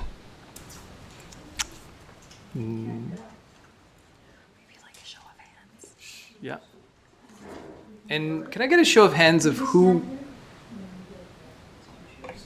Yeah, so you come forward and sit in the chair here. And then maybe a show of hands of anyone else who would like to participate, so I can adjust the timing accordingly. Okay, so we have two more, three more. Okay. Okay. Councillor Page, can you just make sure the mic is on? Thank you. This one's on. Okay, so your name, place of residence, and then go ahead. My name is Meredith McDonald, and I live in Nelson, BC. I went to Hume School until grade 7, and then I moved back here in 2018. And I'll try to say this quickly, but the tent city that's outside in the front of City Hall is a protest because the hub is closing. 7:22 p.m. The hub has brought. It was very interesting. I thought that this opened with a song, One Love, One Heart, and about inclusion, because I absolutely agree with those values. And there's a faction of people in this community that do not feel included, and they are not included. And they're profiled and judged for how they look or for the fact that they're homeless, despite the fact that they're homeless for complex reasons. And they've been compared to feral dogs in the Nelson Star, and they are not feral dogs, they're human beings. And Chief Fisher in 2021 said that the hub, Stepping Stones, and street outreach had contributed to the lowest crime rates in a long time. He said that in 2021. I don't know what it would be this year. So I'm just here to represent the people that use the hub, the services of the hub, to say that the hub was a life-changing place for me because I moved here in 2018. I go to Selkirk College part-time.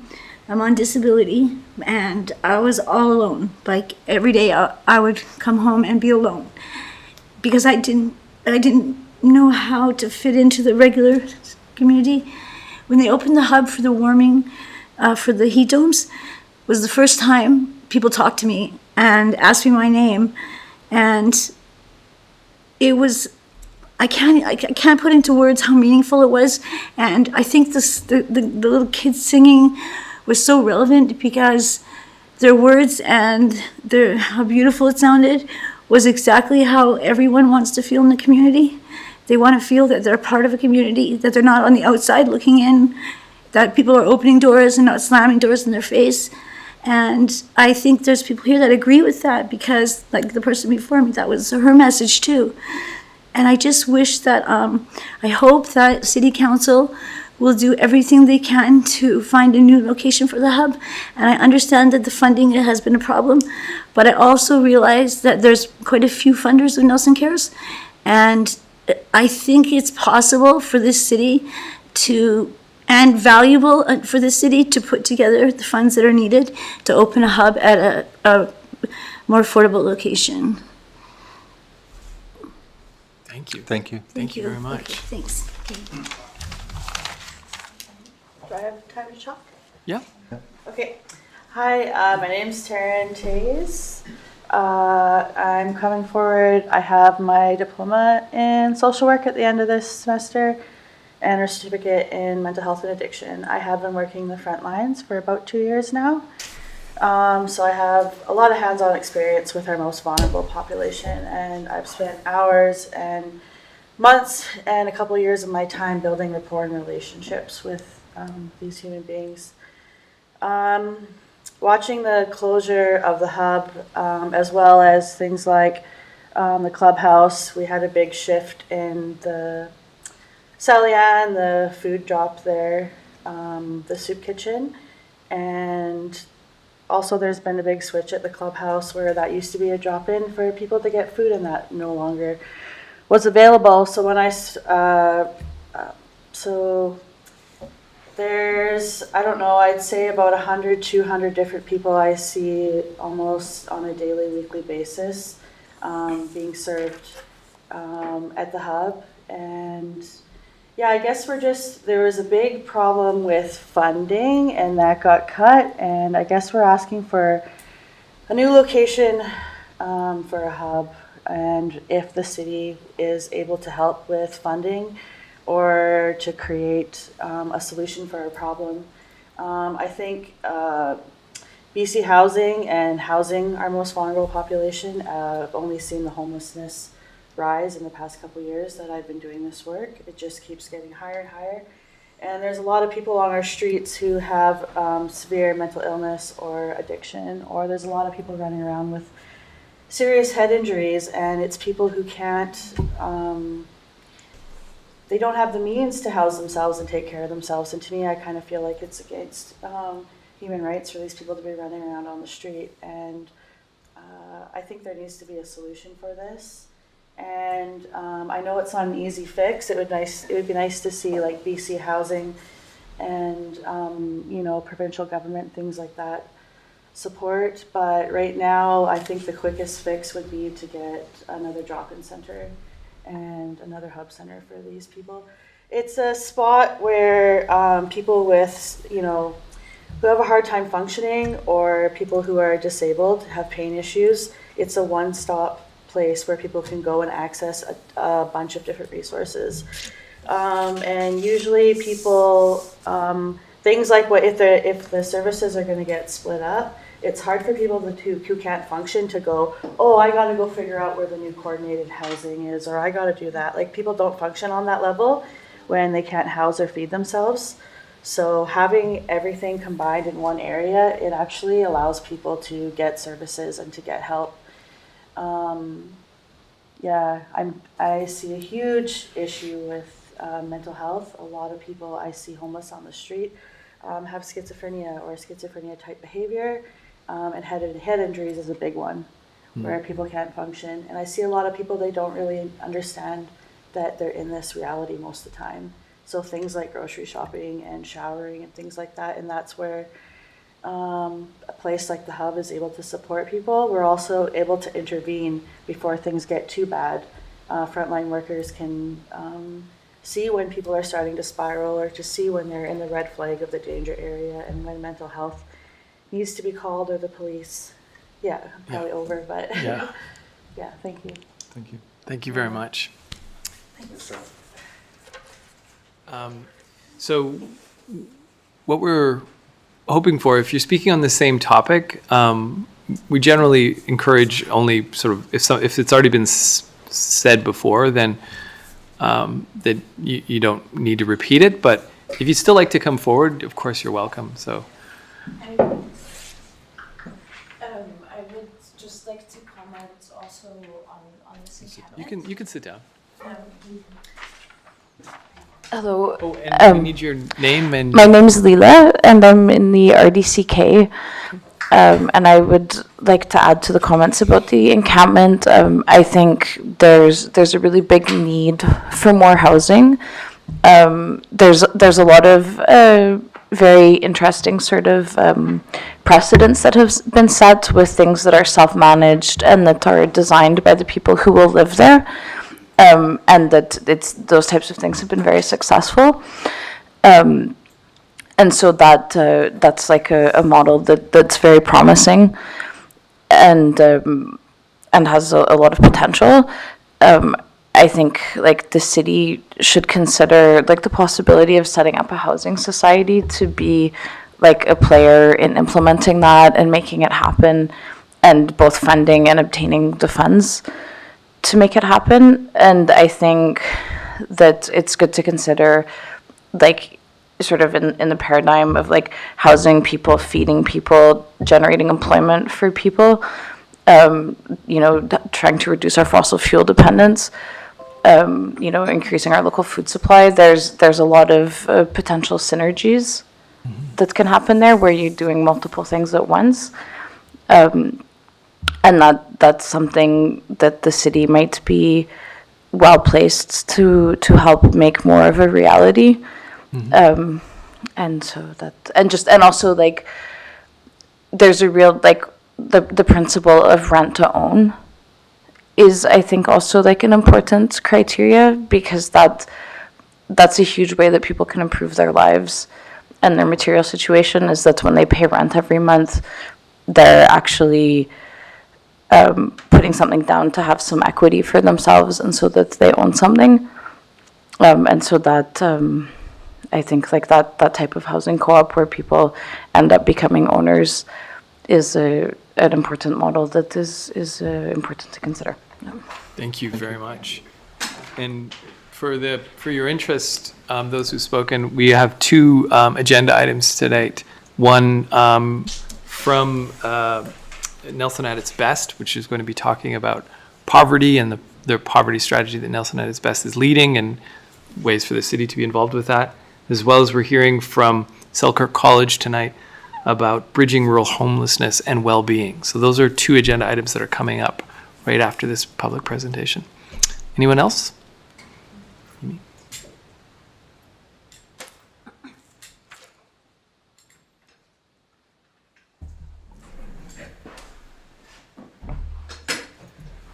Thank you. My name's Marilyn Pollard.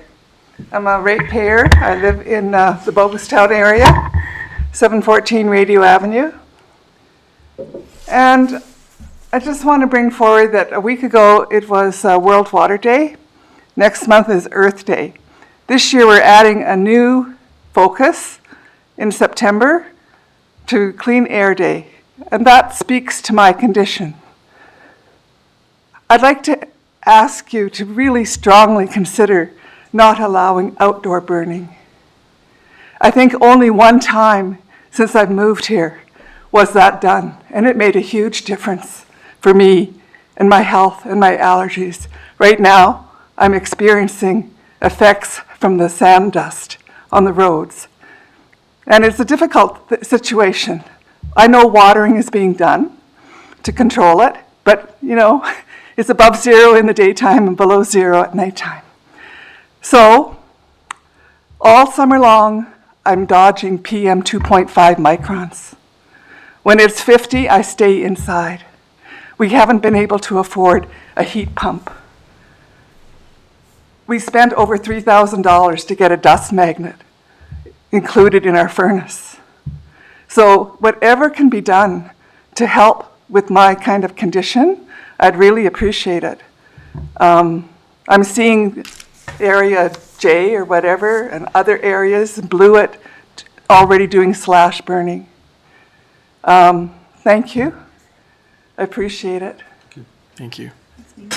And I just want to acknowledge I appreciate people being here during spring break because I know a lot of you have children and maybe even grandchildren. Thank you. Thanks, Phoebe. Okay, I think we have time for one more.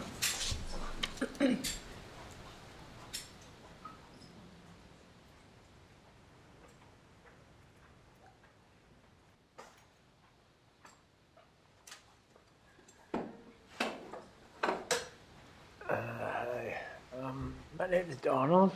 I'm a longtime resident of Nelson since 1997.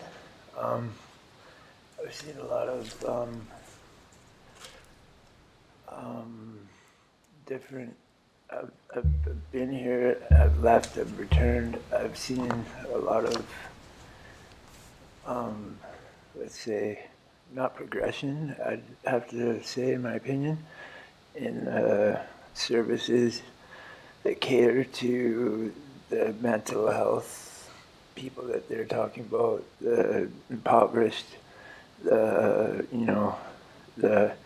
people that are walking around with like legs that are half dead, and like a lot of these people do not like hospitals, and they've had bad experiences with hospitals and bad experiences with police officers, and there needs to be more outreach. There needs to be more services that are catered to these type of people, because these people are part of the community. They're very important to the community. I don't know how strongly I can emphasize that.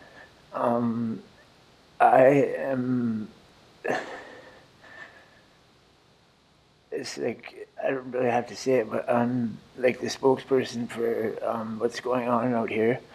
And it's, my main mandate is to get, not you guys, I know it's not your guys' fault, but I'm going to be in touch with the provincial housing minister.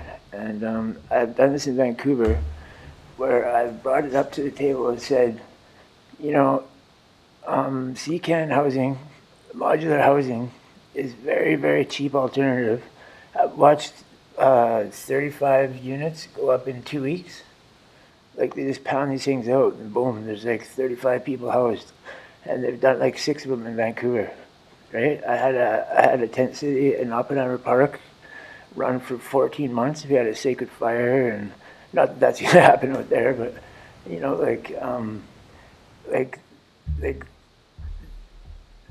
we don't have any alternative. Like, we can't, if this hub is just gonna disappear, there's going to be a lot of problems for everybody, and they don't deserve it. The police don't deserve it. The fire department doesn't deserve it. The ambulance department, they don't deserve it. Like, this is all falling onto their laps, and it's not their fault. It's the housing minister that has billions of dollars that is not coming to where it's supposed to be going. And that's basically where I'm at right now. And I know it's possible because this is number 6 that I've you know, basically like made a thing. I'm actually the one that got the legislation changed all throughout BC that you can camp in public parks from 11 to 7. I did that in Victoria in 2011, I believe. So I know this is possible, and I know that because this is unceded territory, and that I've been in touch with the Sinites, that there's we have charter rights and freedoms for a reason. My grandfather fought in the war, flew over that ocean, and won the war for this whole country, not for this whole world, basically. And I think you'd roll over in his grave if you seen his grandson and all his friends and the people that he cares about slowly dying off, by the hundreds because of this fentanyl crisis. And homeless people are not drug addicts. Drug addicts are not homeless people, you know? And a lot of the public, well, enough of the public sees it like that, you know? A small percentage of the public sees it like that, but that's not the case at all. A lot of these people are some of the most amazing, most talented, most compassionate, most just amazing people, and we just get thrown to the wayside because we don't have a roof over our head, and in the public eye that we're, you know, they just spent $1 million on that dock, to, you know, because I guess there's people going out there and doing their thing out of the public eye, out of respect for the public, whatever it was, and they kiboshed that and spent over $1 million on making it so that wasn't accessible to them, so they could push us back into the public's eye. You know, we do care about the children. We do care about the public. We are the public. We do care about the way that people think about us. And we don't want to be embarrassing ourselves and having people look at us like we're scumbags, because we're not. We are very caring. If it wasn't for us looking after each other, it seems like we would be non-existent, and we would be on that list of people that I had to endure the other day that are called Black Balloon Day, which is all our friends and family that have died from this fentanyl crisis, and which is really hard to endure. But I pushed through it and got through it.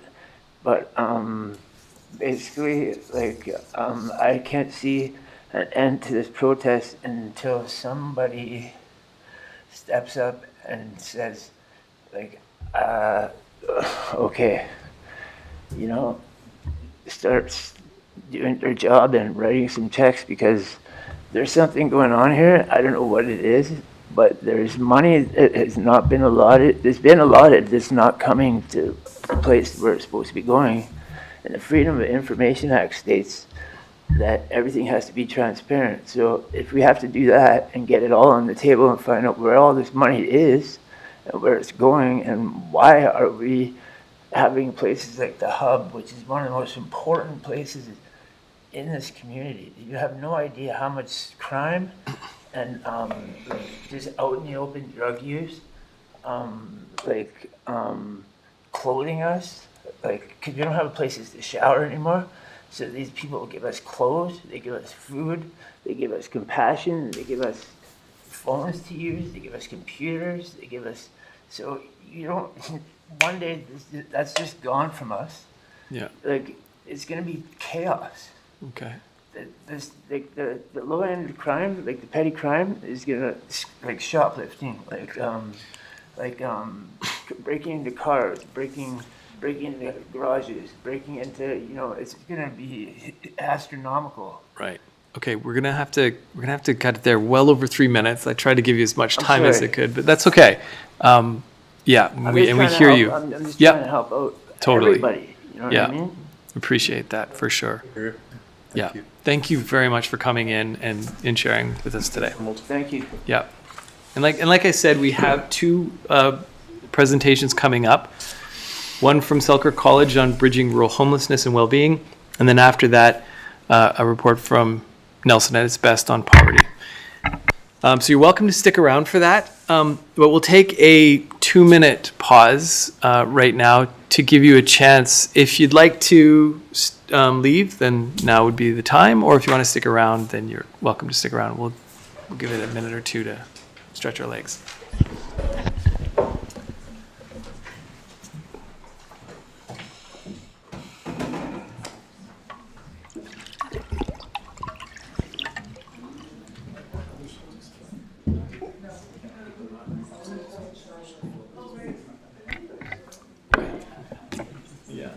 Hi, Jamie. Can you hear me?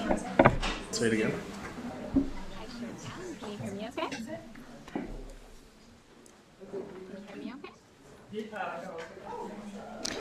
Jamie, are you there?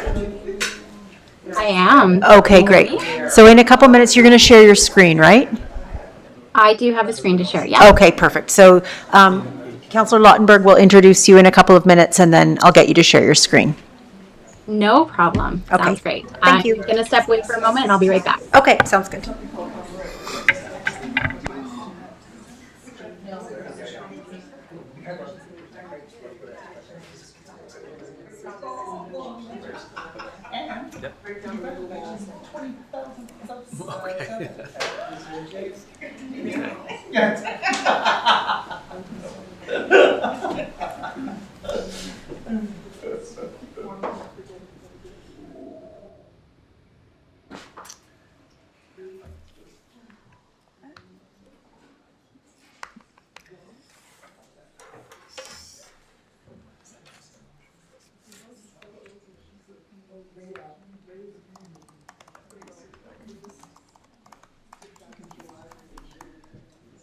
Okay.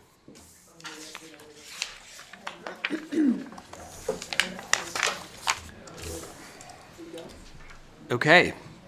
So we have Selkirk College faculty researcher Jamie Jones who present an update on the 3-year applied research project, Rural Homelessness and Wellbeing, a Sustainable and Collaborative Regional Response. This project has over 25 community partners, including the City of Nelson. Jamie will update on progress to date and what is coming next. Jamie. Thank you so much for having me. And I just want to say thank you for letting me zoom in. I'm home with my kids over spring break, so it's nice. I am located in Castlegar, so thank you. All right, I'm going to share my screen. You got the presentation okay, it looks like? Yep, It's good, Jamie. Perfect. So I am going to talk about the Bridging Rural Homelessness and Wellbeing project, but I just wanted to pause and just let you know about one other research project that we have that is kind of interesting to know, especially coming after the presentations we just heard, is we have previously done an assessment on the Coordinated Access Hub. And so that is available on the Selkirk College online repository, and I'm happy to send a link over as well if anyone's curious on that. Please do. Yeah, sounds great. So the Bridging Rural Homelessness and Wellbeing Project, many of you are likely aware of the project. Some of you are engaged in it actively. Otherwise, the last time I presented to the entire council was at the proposal stage when I was asking if the City of Nelson wanted to be a partner with us. And we're very grateful that you did join in as a partner. And so the intent of today is just to give you an update of what have we been doing for the last 1.5 years on the project really quickly, and then where are we going next, and an opportunity to ask questions. Okay, so the project, the need for this project, we heard lots of voices already that talk about what this, that kind of give a sense of why this project is helpful and what the need is. And there's so much great work happening in Nelson and in Castlegar and in Trail in our region to support those experiencing homelessness. but there is a lack of, there's silos within different organizations and with the communities. So this project was a way for us to help break down some silos between different organizations and communities, especially as folks that are experiencing homelessness can move around between the individual communities. So our direction of travel for this project is to improve the well-being of those experiencing homelessness in and around the communities of Casper, Nelson, and Trail. But how we do that, we decide together with all our project partners, which I will share with those in a moment, as well as folks with lived experience who are actively participating in this project. The image that shows all the crazy directions is just to remind us that homelessness is a complex issue. We need all the different voices. We need all the different stakeholders and players to come together so that we can try to find the solutions that work for us at this time, knowing that in complexity, things are always shifting. And so that's one of the things this project is really trying to support, is the invitation for diverse ideas and perspectives to come together, and also to be able to experiment with different solutions and to learn from it. Some things that are tried, might not work, and then we can learn and improve and find the solutions that work for us. There's 4 objectives that guide this project, and that is to conduct research for evidence-based decision-making, and I have a little snippet of some of those research findings to share. To build and strengthen relationships in our communities, so that's Casper, Nelson, and Trail, and with the different organizations, and then to build capacity with college resources. And that's both, I was really excited to see Taryn's there today, as Taryn's a Selkirk College student, and to see her take that work and apply it on the ground is fantastic. So building capacity of students, but also hearing the need within communities, and then being able to use student capacity and faculty support to then maybe fill those capacity gaps. And then, of course, to share what we learn in the region and beyond. And then the one other piece I wanted to point out is homelessness is, there's many different types of homelessness. And the direction that we've got for this project is knowing that there's so many different ways we can focus, those that are at risk of homelessness, or those that are street entrenched and living rough. And the direction from our partners was to focus on those that are living rough, those that are chronically unhoused, and those that are in emergency shelters. So that's kind of been our focus more on this project. So this is our growing list of community partners. You can see it's quite involved. We have 27 community partners so far. That includes all 5 local governments, City of Nelson included, and the 3 municipalities, 2 regional districts. We have most of the social service organizations. We have some business community representatives, and different stakeholders and organizations, as well as some other academic institutions that give us an opportunity to learn from each other around homelessness response. And so this list keeps growing. I'm continuously adding names as folks reach out to be part of this. Our funders and donors, so this project is made possible. Most of the project is funded through the Government of Canada, through the Social Science and Humanities Research Council. And then each municipality gave us a little bit of money in order for us to be able to hire one of our student positions over the summer, and I'll get to that in just a moment. We are able to leverage money through the MyTax internship, thanks to the municipal contributions. And then Kootenay Savings Credit Union has made a donation to us. And then, of course, with all the in-kind time from our partners, it's turning into a quite robust project. So one of the things is with students have been able to do some work on this project or related to this project. This is just some previous student projects. So some students have done some work looking into effective anti-stigma campaigns, looking into what perceptions of homelessness are in the Greater Trail area, a spatial analysis on rural homelessness support services, and I'll actually show that really quickly just after this slide. We've been had a couple students do some legwork for us to look at developing a lived experience circle. Some students looking at participatory narrative inquiry. And what that is being able to, what we're identifying with the complexity of this work is the power of stories, and we heard some today. And so looking at how we can use stories from all perspectives to be able to find best actions for it. So we're looking at possibly doing some more work with stories in the future, specifically around homelessness response. There's an enhanced outreach space that some investigation was done for the Selkirk College Trail campus, and looking at enhanced skills working with first responders, as they're the ones first supporting folks and better supporting them. So just as some examples of some student work. This map, I know it's very hard to see, and I won't stay on it too long, but what the key takeaways are from it is in the 3 different communities, it's a heat map. So where the darkest red color is where there's the most services. So this is a tool that could be used for helping thinking about, where to put something like the hub. It's like there's lots of services here. This tends to be a better location for where folks will congregate. So one of the key things that we do, as we talked about, is bringing people together. And I know some folks in the room today were at our summit last spring. That was in May 2023. And so we had 140 different participants register. You can see here that it was very diverse with folks with lived experience, social service organizations, and local government, students, and Selkirk College employees, and a wide variety of folks. And this image just shows how engaging the process was. And like I said, those that were there can remember there's energy buzzing in the room with ideas around the event.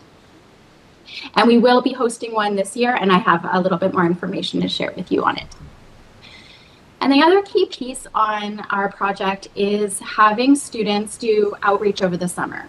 So our nursing students do outreach for 3/4 of the year, but there was a gap in the summer months when the nursing students are on break. And so through this project, and thanks to the funding from all 3 municipalities, we were able to leverage money to then be able to hire 2 students to do outreach over the summer. So they had a very successful summer engaging with folks all across the region, Casper, Nelson, and Trail, and we're going to do that again this year and the following year. And through the work, the way we designed the project is they were also going to do research.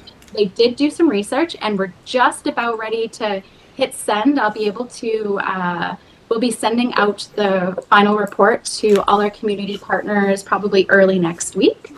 But I do have a couple tidbits that I can share with you tonight. And this is the cover of the report that is eminently coming. So what the students looked at is they asked questions. They asked both service users, so those that were unhoused on the street, as well as service providers, what's working? What are some challenges? What are barriers that you're facing? And what are some ideas for improvement? So there's lots of data within this, and it's great because it's a tool that can be used by, the city of Nelson to get some ideas or just get a sense of what's happening. It was a smaller sample size, but it's still a valid amount of feedback. So I know I'm getting low on time, so I'm going to go fairly quickly. But what I want to point out is we asked about personal and institutional barriers. So there was 26 service users from across all 3 communities that were interviewed, and these are folks that are living rough on the street.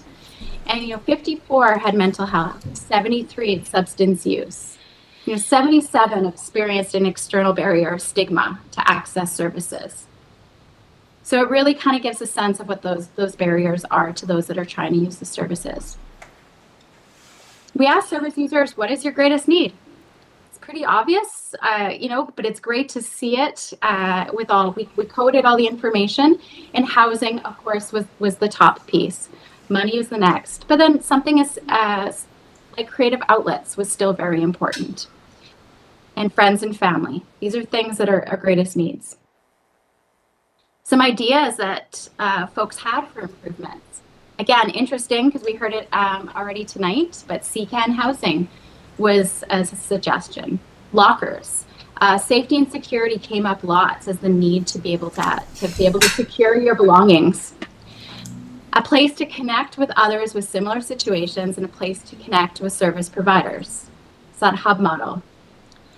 Specifically, a bike program was recommended as well as a way to refurbish bikes. And I left this direct quote in here because I thought it was quite powerful. I think every authority from City Hall to the RCMP should come and live with us for a few days and see how much stuff we aren't doing. And this was around the fact that folks have misperceived conceptions about what day-to-day life is like for them on the street. And the last voice I wanted to share is that the public needs to see that we are real people. And this is coming from a service user. And a lot of us are good people. We're doing our best to not be offensive to them. We just don't have a lot of choices. If you don't want us to be in their faces, they got to give us places where we can be private and not be offending anybody. So this report has lots of tidbits like this that can be really helpful to support some thinking around direction in your community. So what's next? So what's next for us is we are going to pilot a lived experience circle on homelessness. So this is going to start small, and we're going to test it and see how it evolves and grows. But basically, we're going to have a couple individuals who are experiencing homelessness in different ways. So have diversity still at the table, but be able to come together to build an opportunity to engage with different stakeholders in different ways, so that if City Council has a question or needs some feedback, we're going to start building this organized group of folks from across the region to help advise and be part of decision making. We're gonna see how it evolves, but we are learning how to do this based on what's been successful in the Okanagan. So we're in our very early stages. We're about to have our first meeting next month, and we hope to pilot it for at least a year, and then depending on funding and success, we'll reevaluate. And then what I'm really excited about is our 2024 Homelessness Response Summit is happening on April 30th and May. Oh, you know what? I apologize. I did not fix this. Those dates are incorrect. My bad. It is actually April 29th, Monday night. So make sure you write it down correctly. So it's going to be in the evening on April 29th and during the day on April 30th. And it's going to be in Trail at the Colombo Lodge. And I'm really excited. The evening is, we have a phenomenal keynote speaker that we're bringing in cooperation with the Trail Community Action Team, over a meal and lots of conversation. And then the next day is going to be very engaging, where we're going to have an opportunity to hear from folks with lived experience, different students and perspectives from the college, as well as from different service providers and community perspectives. And then lots of opportunity to work towards creating actions. And last year we got all these great ideas, but there wasn't enough momentum. So this year we're designing it in a way that we're really working on building it out so that actions will have momentum and clearer next steps before we leave in the course of a day. So it's a lofty goal, but I think it's very doable, and I'm really excited about the energy of bringing folks together. And then we're starting to think about what type of data we want to collect in over the summer this year. And we haven't made decisions yet as a team, but we're thinking about maybe going more the route of understanding community perceptions a little bit better and ideas from community. We've heard a lot from service users and service providers, but maybe trying to take a different angle to see what we can learn. And so we'll have an opportunity I would love to know what are the questions that we'd be curious on asking. So we'll be looking for some feedback on what to include in something like that, if that's the route we're going to go. And to find out more on the project, you can always contact me, or you can go to our website, selkirk.ca, and search rural homelessness. And I will stop share and then open to questions. Great, thank you for that, Jamie. Do we have any questions from council? Start with our CO. Oh, and then. Hi, Jamie. Yeah. Hello. Hi. Thanks very much. I remember maybe when you first presented talking about the title of the project, which is Bridging Rural Homelessness and Wellbeing. And so I was curious, how is the bridging going, getting towards the well-being component of it? Because I hear a lot of focus on the homelessness part of it. Yeah, that's a really good question. To me, I think what the success is really where we're seeing so far is starting to have these conversations across communities. And whether it's like shelter providers or chatting with each other, we're starting to build and strengthen those relationships from those that are supporting the unhoused. Okay. And the opportunity to hear the voices of people's lived experience. So elevating their voices in an equitable way so that they can be heard for those that are making the decisions. So that's what we've been really focusing on. And so I'm going to say it's so complex that it feels like it's not making enough difference, like it always is, because it takes time. But that's where I can really focus on the success so far. That's great. Thanks so much. Thanks. Hi, Jamie. Thanks for the presentation and the good work. And I probably should know this, but I don't. Has any of your research been on the funding models from senior levels of government? I know Mayor and Council has certainly been advocating to have a more streamlined and secure funding model. As we heard tonight, the funding got pulled for the hub. It was an important asset in the community, and because of these disjointed funding models, we're now in this situation where an important facility was lost, and certainly we see that our service providers are constantly writing this grant or trying to fit this box or this other box to get the funding they have, and it doesn't seem like the best use of resources. So I'm not sure if that's has been done, but it seems to be one of those really key things that creates the some of the challenges in trying to provide services. Yeah, I hear you there. It hasn't come up as something for us specifically to look at and research. It's a little bit, that specific type of research is out of, don't want to say out of scope, but it just hasn't come top priority.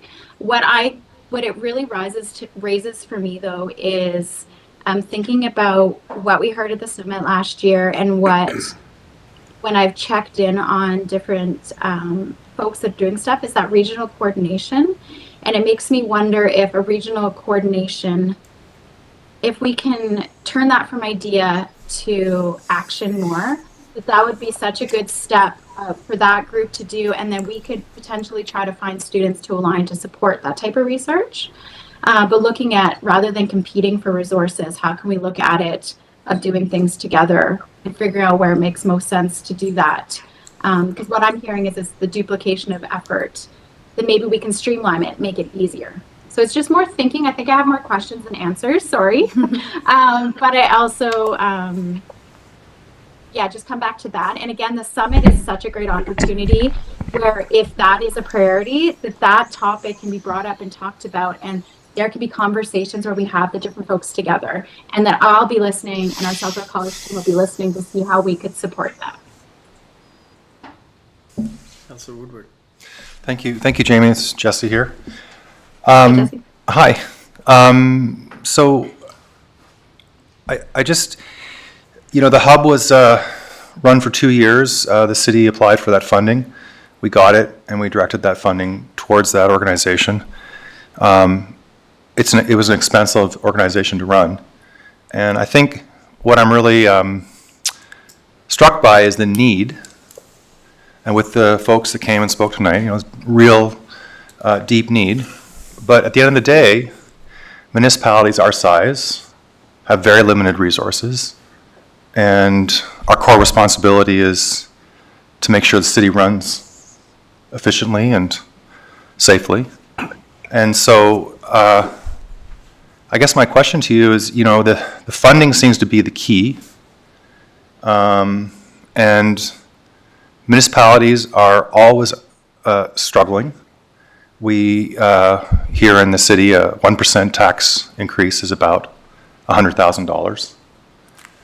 So I guess my question to you is, how do we achieve funding for these important organizations without, weighing heavily on the taxpayer? I mean, where does it come from? Where does that funding come from?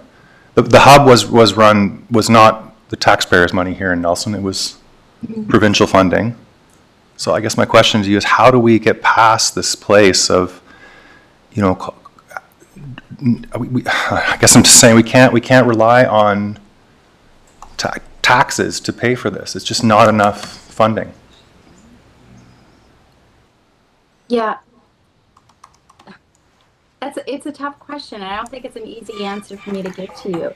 It's about seeing the community need, and this is seeing the community need, seeing the value, thinking about the costs otherwise that is costing the city that you might, but with the hub not being there, what type of costs are going to be incurred in a different way. So just thinking about that a little bit as well in thinking about this question. I don't have an answer for, where the funding specifically is, at least at this moment. But it's that need, and what can the city do to advocate and support and work together to help find the funding is the questions I have. And maybe, like I said, coming back to that, how can we as a region collaborate with all the local governments, saying we've shown that through the hub and also through the Casker community connections, I forget their exact name right at the moment, but they were quite successful too with bringing service providers together. How can we share what has been really successful in our region and then lobby to try to get that more funding? Like what can you do within your power without you necessarily giving all the other funding? So I'm just curious if there's other ways of looking at it, and what could you try to do? Could I just ask a supplemental? Mm-hmm. Thank you. So I would just stress heavily that it really has to be a regional approach, because each region and municipality has to carry some of the weight, so that it's spread out evenly amongst the municipalities in the regional district. And I think that's, to me, that seems to be like the top priority is having that organizational level on a regional scale, so that if the funding is coming from taxpayers, that tax burden is spread out amongst the entire region. Councilor Thank you. Page. I hope you can come to the summit, or folks from the city come to the summit and bring this and have this conversation and participate with this, because I would love to see how this grows with all the folks in the room. Thank you, Jamie. Can I ask one question? No, sorry. Councilor Page? Thinking about the summit, and I'm hearing themes even that we may have heard last summit. Has there been consideration in putting together a workshop of just local electeds to supplement, maybe after the workshop, to go over the reporting that brings more than just Castlegar and Nelson, but also Trail, Kootenay Boundary? Like, do we need to have something where we're talking in a group around this topic specifically and taking some of these learnings? And is that something that could be facilitated? Mm-hmm. Or of interest, if that's what comes out of the summit? I think so, absolutely. Yeah, I mean, that's part of what makes Selkirk College and what I love about my role is that convening piece, and see what emerges from it, for sure. So it's totally, if that is a priority, I'd be keen to explore that more. Okay, thanks, Jamie. Yeah. Yeah, Jamie, I'd second that. I think there'd be a lot of interest from other electeds for that regional summit of electeds. It's more focused on the electeds. But connected to the lived experience conversations that are happening within the Sure, summit. yeah. Yeah, Yeah, but right. one more focused on action. Yeah, like, exactly. let's get some things done. Jamie, I think I'd like to build on that as well with a question about the Castlegar Coordinated Access Center. Did that lose its funding as well? I think so, and I, it's something I don't fully know the answer to. Yeah, because they've been having winter shelter, but I haven't followed up with Deb specifically to have a clear answer for you. Okay. But I know when the shelter took its place, it shifted and did shift. Just, you know what, I think that there's even something in the report from the student.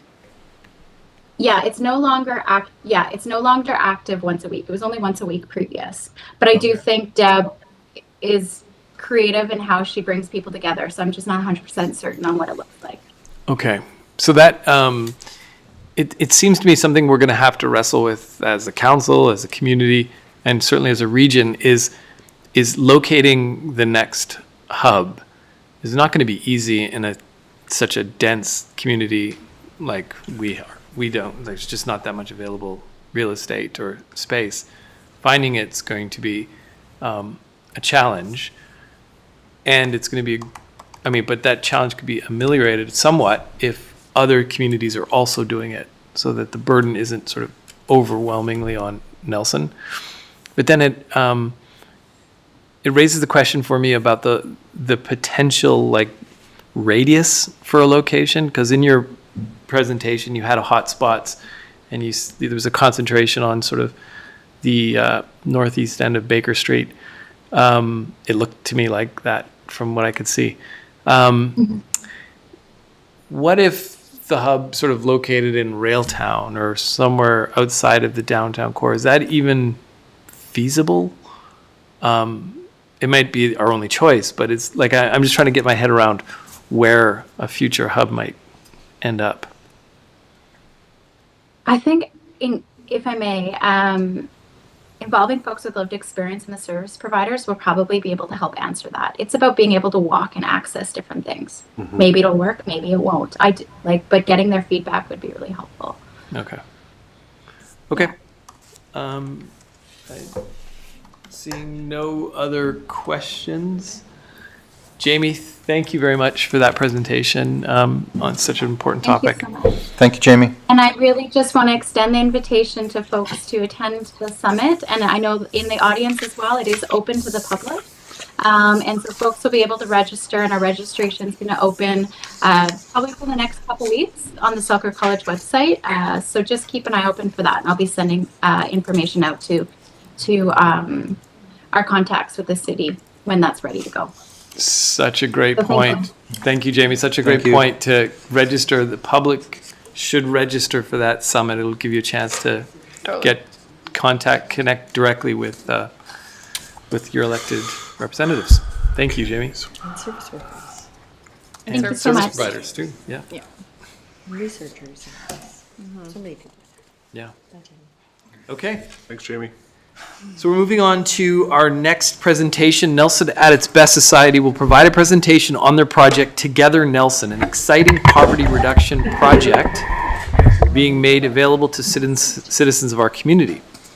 Presenting to council are project management team members Emma Dressen from Kootenay Career Development Society, Alex Hawes, Executive Director of Nelson Community Food Center, and project manager Margie Lesko. Welcome, and the mics are on, and the floor is yours. Awesome. Thank you so much. My name's Emma Dressen, and I'm a member of the Together Nelson Leadership Roundtable. I work for Kootenay Career Development Society, and I'm joined this evening by Margie Lesko, who is the Nelson Tax Help Clinic Project Manager, and Alex Hawes wasn't able to join us this evening. Am I able to control the slides on my end? Okay. It's the arrow. Just for a little bit of context, so again, as was mentioned, so we're actually here with Together Nelson, which is a project of Nelson at its best. And Together Nelson really is a local community action strategy that aims to better understand poverty and to end poverty in Nelson and area. And we are currently in year 2 of 4 of our 4-year action strategy to end poverty. And the Nelson Tax Help Clinic is actually a program of the Together Nelson. And so the Nelson Tax Help Clinic is a project that supports low and modest income folks in having their taxes filed for free by trained volunteers. And so this evening we are here to thank the City of Nelson for your support.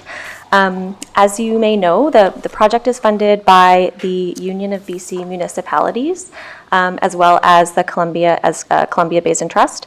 And the City of Nelson supported our successful application for funding for this project. So thank you so much for your support, as it would not have been possible without it.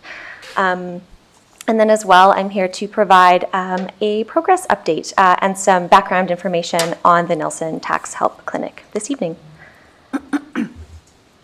And so Canada Revenue Agency's Community Volunteer Income Tax Program is a long-standing national program that has been in operation for just over 50 years. Through these CVITPs, local organizations partnered with the CRA coordinate and deliver these services. And so trained volunteers prepare simple tax returns for low and modest income community members who can participate for free. There are 3 CVITP programs based around Nelson. We have the Seniors Coordinating Society, which has been running for decades, who are a CVITP. The Nelson Community Food Center also operated a tax clinic last year for the 2022 tax year. And then, of course, we have the Nelson Tax Help Clinic. And just for some context, really, CVITPs are proven to be a simple, effective means of reducing poverty and have really shown to have had a very positive economic impact. There are a number of benefits and credits like the child tax benefit, the guaranteed income supplement, for example, which since their implementation have actually substantially reduced poverty for a number of folks. But the caveat is that folks have to have their taxes filed in order to be eligible for those. And so CVITPs are super beneficial in that they support folks in accessing those benefits and credits and refunds that they are eligible for.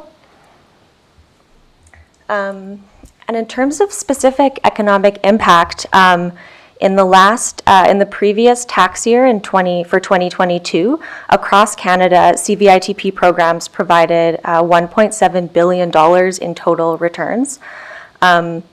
And in Nelson locally, between the Nelson Community Food Center and the Seniors Coordinating Society, 690 folks had their taxes completed for free.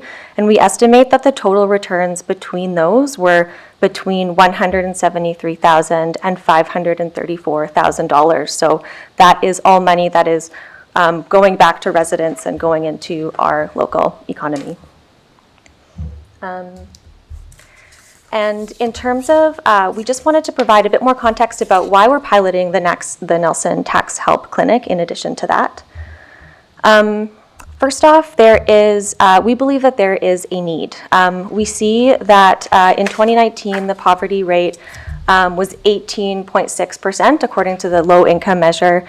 And so that means 2,114 community members were living in poverty. 690 folks in 2022 accessed a tax clinic, but 1,424 didn't access a tax clinic. And we recognize that these numbers are somewhat dated, and there are also many different ways that we can measure poverty, which we can certainly chat a bit about more in the Q&A if folks are interested. But we're really using this information as a guide because we see that there are a number of folks in our community who are eligible for these services and may benefit from these supports. And so the Nelson Tax Help Program is unique from other tax clinic services that are operating here in that we're utilizing an expanded service delivery model. And so one way that we're doing this is that we have increased the income thresholds for eligibility. Really, our intention is not to duplicate existing services in the community, but to expand on them. We acknowledge that,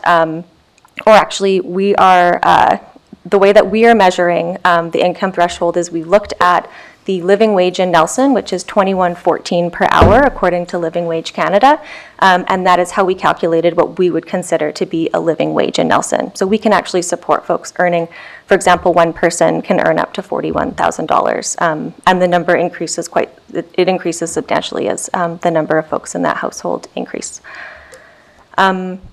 We can also support with self-employment returns, which again is a unique component of the program. And also we were anticipating that there are also many folks who are self-employed who wouldn't necessarily be eligible for the previous tax clinics, but who may still be earning below a living wage and could actually still utilize this service. And we also can provide tax resources for participants. And so, again, this program is unique in that it's not simply folks go in and have their taxes done, completed for them. And there's actually an additional conversation if folks are interested in learning about here's why we file taxes, and also identifying what benefits, credits they were eligible for. There are some really great free resources like the Benefits Wayfinder, where folks can actually see how to apply for those credits if they need to. And then, of course, continuity and scalability. So we're really interested in seeing how we can ensure continuity beyond the scope of this project, given that it's just a one-year pilot or a one tax season pilot project. And so towards the end of the project, we'll create a guide that local or other organizations within Columbia Basin Trust Service Delivery Region can actually utilize to model their own community income tax program using the method that we did. And then, of course, we're hoping to, again, gain insight into how scalable this could be. And so I will hand the presentation over to Margie, who's going to chat a bit more about the logistics of the tax clinic. Thanks so much, Emma. And thank you, everybody, for hosting us here tonight. Okay, so I'm going to talk a little bit about the clinic and how it's set up and what's happening at the clinic right now. So how the clinic's set up is it can be broken down into 5 key areas. And how participants experience and engage and experience the clinic. So the first stage is we're promoting the clinic, and we appreciate that promoting new services through community organizations and programs, currently existing community organizations and programs, where low-income community members are already accessing services is helpful in promoting people to connect to new services like the Nelson Tax Help Clinic. So our promotion is occurring to low and modest income community members through our service delivery partners. Our service delivery partners are Nelson Community Food Center, Kootenai Kids Society, and Kootenai Career Development Society. And they're our partners because they're also helping us deliver the clinics by hosting eligibility and intake, by hosting tax preparation review appointments with clinic participants. We're also promoting the clinic through our leadership roundtable members who are purely supporting us through promotion, through Community Future Central Kootenai, trying to target promotion to our self-employed community members, through the Columbia Basin Alliance for Literacy, the Nelson Women's Center and Nelson United Church. And we have a phased approach to the promotion where we are just carefully monitoring because we want to meet our goal of 100 people that we can engage with the clinic. And so that's just a little bit about the promotion phase. And then once people hear about it, and then they can connect with a phone number or connect in person and enroll. So we have 2 intake coordinators. One intake coordinator is doing in-person and over the phone intake through Kootenai Kids Society. The other intake coordinator is doing intake at Nelson Community Food Center, where we do intake in person person on Wednesdays during their program between 1 and 3 in the afternoon. And we also have a phone number that people can call, which is 250-505-2325 if anybody's interested in getting their taxes done for free. So so once people they're eligible, they've enrolled and gone through intake, then their taxes get prepared by trained volunteers. And then trained volunteers meet with participants to review the tax return and to e-file the tax return or paper file if that is preferred, and provide resources to participants with information on federal and provincial and local benefits and claims and programs. Volunteers share information on how filing taxes can benefit participants. They also share information on what tax benefits and credits they accessed or may be eligible for that they haven't accessed before. For example, they might be talking about refundable tax credits, where folks can receive a refund even if they have no tax payable, such as the Canada Workers Benefit, which was just initiated in July of 2023. So that's something new that not everybody's aware of. And that benefit, you need to be eligible just simply by being part of the workforce and having an income of less than $33,015. And the value of that is up to $1,428 as a credit. And then finally, feedback. We ask participants to give us feedback at the end of the clinic to let us know how their experience went well, what we could have done differently or better to support them accessing the clinic, learning more about their taxes. So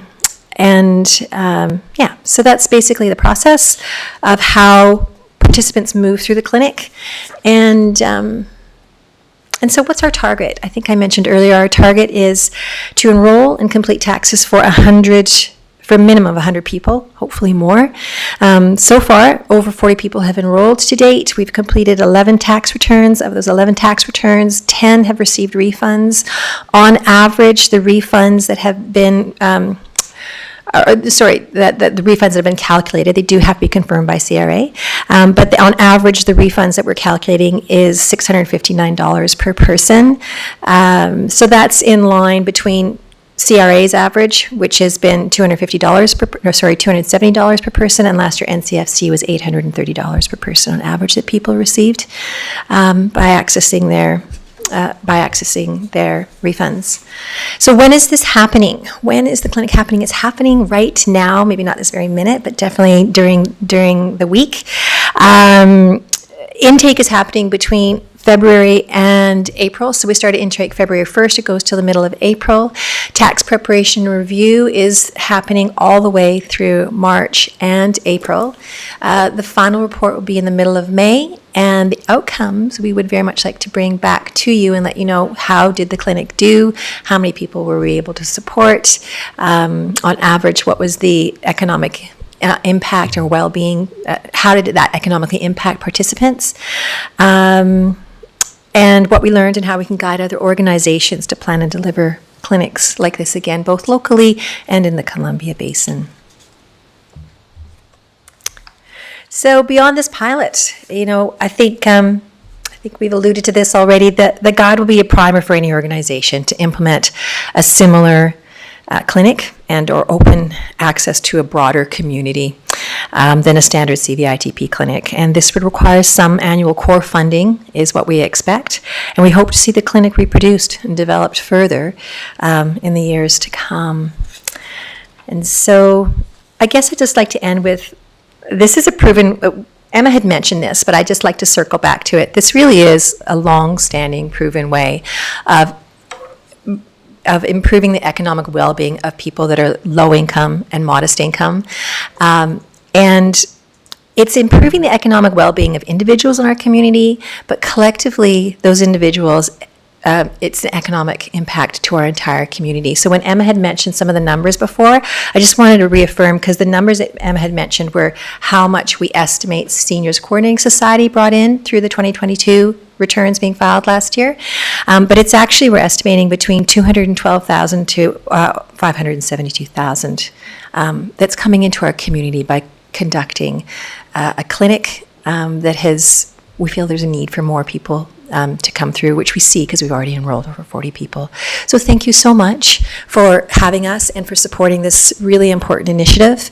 And if there's any questions from anybody here on the committee, we would very much welcome them. Councillor Payne? The number from the Seniors Coordinating Society, is that an annual number that you had up there? The 500 and, I can't get it on my. So the numbers, the Seniors Coordinating Society, the number of returns that they did has been tracked. Right. However, we don't have numbers. They haven't been tracking the actual value of the refunds. So what I did is I took the Seniors Coordinating Society, and that's why I said those are estimates. I took the Seniors Coordinating Society, how many returns they had filed last year.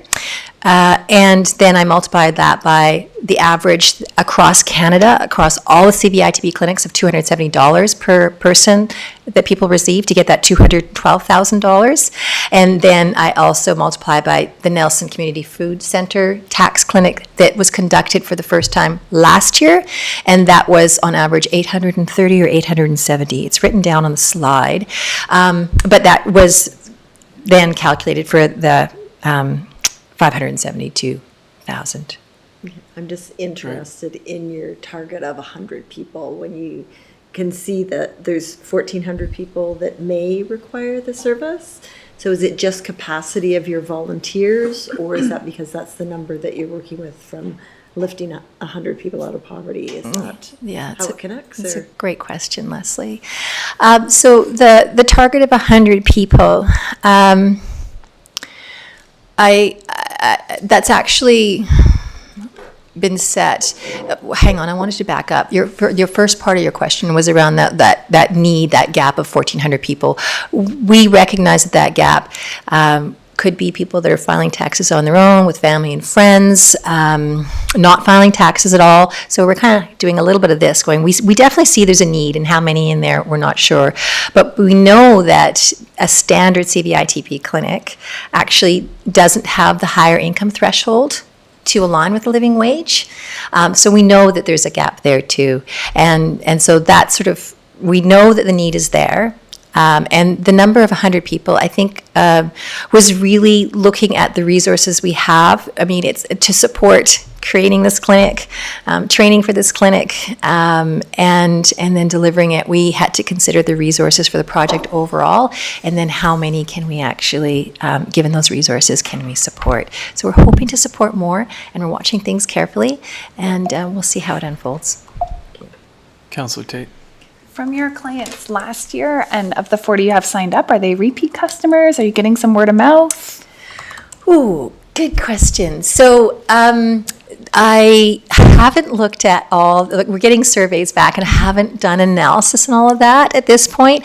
I think just generally my understanding is there's some repeat customers, and there are some new word of mouth. I should say customers, I would say participants.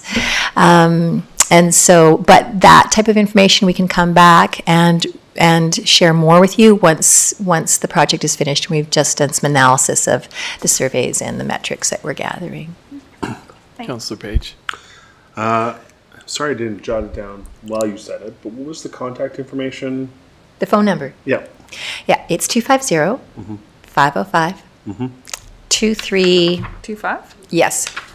And that there's no website 2325. or any other digital Nope, that's landing it. page for anything? No, and the other, we do in-person intake at the Nelson Community Food Center between 1 and 4 every Wednesday afternoon throughout the rest of this month and to the end of April. Till the end of April, eh? Okay. Yeah. We do have a poster we can share as well. And our community partners, I know including KCDS, have posted on their social media sites. So it should be on there too. Yeah. Okay, seeing no more questions, thank you both for this presentation. And I'm assuming that the clinics, like you said, go to the end of April. And, okay, and I'm just, is there anything else we can do to help publicize it that we haven't? I'll get back to you on that. Okay. I'm not sure right now. We're just watching really carefully. I think we're very cognizant that we don't want to be turning people away. So we've gone through 2 rounds of promotion, extending it and monitoring it carefully. But I really appreciate the offer, and if we'd like to promote it further, then I will get back to the city. Okay, thank you. Thank you so much. All right, thank you. Thank you. Thank you. Okay.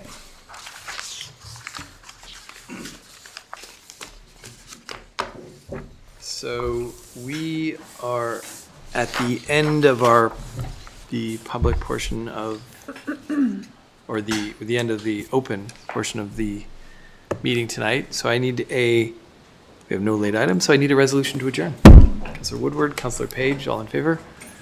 And that carries. Take 5 minutes? Sure. Yeah.